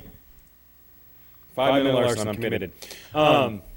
So I'm so proud to be here. Thank you so much for having me. I'm glad everybody stuck around. Thank you, everybody, for sticking around. I'm like an 8 o'clock bedtime kind of guy. So this really is past my bedtime, but I'm going to do my very best. So just right up front, I wanted to say, Sinaloa is a school that's striving for excellence every day. We really acknowledge the commitment to excellence that the district has, and we want to be in partnership there, and not just say we're committed to excellence, but we're committed in a certain way. We're showing up, we're encouraging our kids not just to be, I want to say our kids, our staff, everybody, showing up every day and making sure that we're striving for that excellence. I think we hit it most days, maybe not every day, it's middle school, but most days we're doing a pretty good job. In terms of demographic data, just kind of the standard, with the risk of being redundant, because you've heard a lot of this stuff already tonight, kind of 2 big data chunks that I wanted to point out were we have about 57.7% of our students are white, 26.6% of our students are Latino, and then we kind of move down from there. I also wanted to include our unduplicated pupil counts, or our foster youth, our ELL students, and our free and reduced lunch students. We don't receive Title I funding funding, but we do have some LCFF carryover. So when you're checking in on the plan and you see that 0290 budget code, that's LCFF dollars that we're using to target these students and has to be used to target these students. Moving forward, here's some data. You've seen some CAS data. We're doing great at Sinaloa, to be honest with you. One of the things that I tried to delineate in this is that we're following cohort data. So if you're looking from the 55% in 14-15 to 63% to our goal for this year, that's following the same students through. So rather than comparing last year's sixth graders to this year's sixth graders, which really is not comparing the same students, we're trying to follow those cohorts through. Thank you to Sean. Thank you to Justin, because he's the one that brought this up in one of our meetings. Thank you to Sean and his IT teams who really supported us in getting a lot of this data. So we wouldn't know how to get this sixth grade data if it wasn't for Sean's crew and Alex Perez kind of crunching that data at the elementary school level and getting us that data. So we're doing great. We're doing great. We're making growth every year, and I expect to continue to make growth. I really want to say that I like where we're at in math with 70% kind of there in 8th grade, or that's our target in 8th grade, 70% overall in English language arts. That doesn't feel good to me, though. I think it's great. I'm proud of that. I have two sons that are going to be at Sinaloa in the next 4 years, and I don't think that we need to be in a debate about whether or not. I don't want to guess where my kids are going to end up. I just want everybody to know that we're going to be past that 70%. Moving on, I think I could go down a rabbit hole in most of these things, but just to try and go down a little rabbit hole in a few things. Many of the things that you're hearing about, we're doing at Sinaloa as well, but just to point or put a spotlight on a few things in equity, we're looking at math is implementing 60-40 assessment, which is something new on our site. A 60-40 assessment basically means that at each math test, 60% of the test is spiraled in prior knowledge, so kids are responsible to remember the material on the next test, then 40% is new. So it's one of those days we're trying to build the capacity of our students so they're not losing stuff, or they're not losing those skills and losing that knowledge as they move through. So what we recognize is we want to be in strong partnership with our high schools, so when those 8th graders are moving on, we know that they're going to be able to be more successful in those algebra classes. In terms of student success, we're again in partnership with the district, but also with our high schools around that graduate profile. You can take a look at Goal 4 in our specific plan, but really the staff has made a commitment to each other, to our students and to the district about implementing the collaboration rubric, all subjects, all grade levels. So that's something that we're working on, and we had a great PD about a month ago on that. In terms of staff success, we're working on professional learning, and really that is homegrown PD. We have a lot of experts in the room, and of course there are people that we want to contract with and bring in, and we're working with Envision Schools and National Equity Project and kind of all those district level folks. With that said, we did a survey last year, and staff was pretty clear that they wanted PD from each other. And so what we've done is we're making sure that we're providing PD. Part of that is making sure that I'm not just the facilitator and I'm not that sage on stage, the Charlie Brown voice at staff meetings, and that we have an instructional leadership team that is helping to build those agendas and facilitate those meetings. Finally, the thing that I think I'm most excited about is community engagement. So I'm a community guy. I think it's important to be out there in the community. So we are implementing our student advisory committee, and we hopefully will have that off the ground at the end of the month. Jim actually put me in touch with a lady named Anna Salem from the Youth Leadership Institute. And so I think what she does, and we're meeting next week, so I want to get a little clearer picture, but I think what she does is help develop kids' voice so that they're able to advocate for ourselves. So when we talk about these student advisory committees, it's great, and I want the fish bowls, and I want all those things. What I also want to make sure is that we're getting genuine voice, and it's not, it's just not kind of being drowned out. I want that student voice to come through so that they're able to advocate. So when we look at our student board members, I've had the opportunity to hang out with Jeff a couple times, and he is one of those people that, in my mind, is really a strong advocate for students. So I want to start developing that in our 6th, 7th, and 8th graders. I also wanted to mention I had my first principal's coffee this morning, attended by 13 parents. Woo! and they drank coffee, and they wanted to talk about homework and a 7-period day. So we're going to be working on that in our student advisory, or excuse me, in my parent coffees. A couple highlights that I wanted to mention. 6:15, sorry, I'm going to go. A couple things that I wanted to mention. Things that are new. So one thing that we're offering that's new this year at Sinaloa is we have academic support happening at lunch and after school. So previously we had the library open, but it was really just to check out books at lunch. Now we have a credentialed teacher in the library every day. They're there, they can help out with homework, and we have kids attending. We also have the library open after school on Mondays, Tuesdays, and Thursdays with 2 credentialed teachers that are there to support kids with whatever they need. This is a change from the past. We didn't have that in the past regularly or with great regularity. And so another thing we did in that after-school program was there used to be some documentation. You had to get a permission slip, you had to sign all these different things. We felt like that was too high a barrier for many of our students. So we think that some of our students would go home, they might want to go, but since they didn't have the permission slip signed, they just didn't get to go, and so then they're just hanging out in front of school.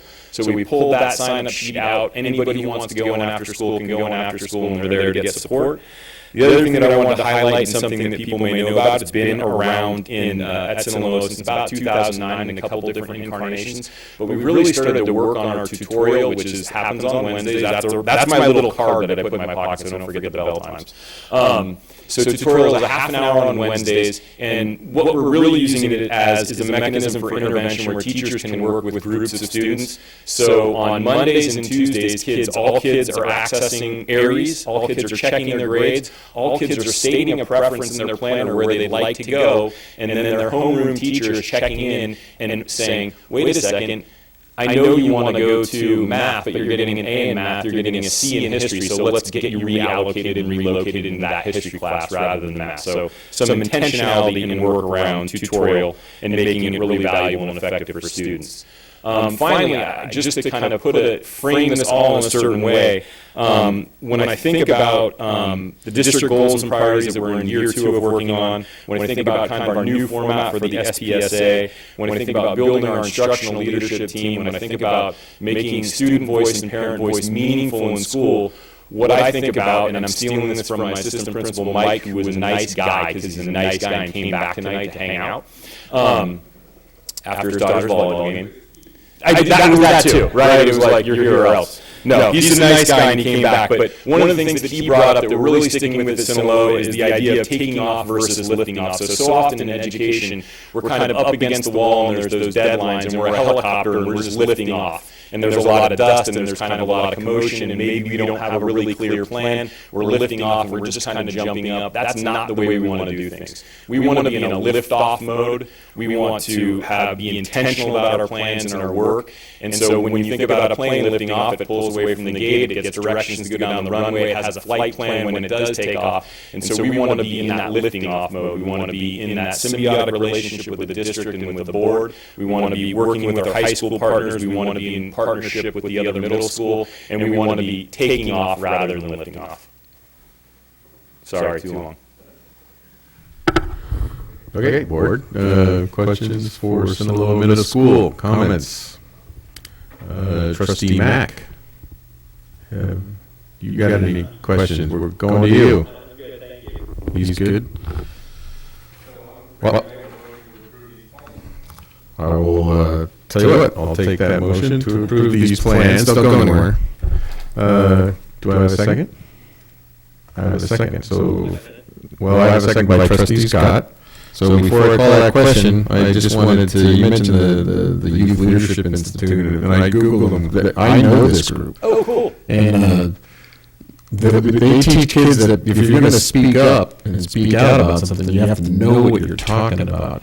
And so be careful what you wish for, because they'll be trained to have facts and figures and evidence to back up their position. So I would like to know how that works out if you guys decide to go ahead. I will invite, and I would be excited. I'm excited to work with them. We also, when parents today, just a side note, when parents today started talking about homework and the principal's coffee, I said, let's pause on that and let's have a data-based discussion rather than an emotion-based discussion, because I'm a parent and I have a feeling about homework, a pretty distinct feeling about homework, but some of that is from emotion rather than from data. So one of the things that we're going to work on that principal copy, and I hope with the students and really everywhere, is data-based discussion rather than kind of emotive-based discussion. Yes, exactly. So I look forward to that. So with that said, then, we appreciate your time. Thank you very much for coming in and reporting. We have a question or comment from Trustee Aguila. Hi, it's just a comment. I'm very pleased with a lot of the goals and the visions that all the schools you guys have brought here today. I am very concerned. I mean, I have to say this. I am very concerned about the math, as I'm sure that we all are. And I just feel like I have to say that. And but I'm very glad that we're all. The schools are looking into that and they're working on it, and I'm just please feel free to let us know what we can do to help with that. So with that said, again, I want to thank all of you for coming tonight and presenting your plans. You are an excellent group, and it is an honor to be working with you. So thank you again very much. All those in favor of accepting single-site plans. I have 6 in the affirmative, as well as Trustee voting in the affirmative, so that's 7-4, 0 against. That concludes our agenda tonight. We are adjourned. All right, thank you.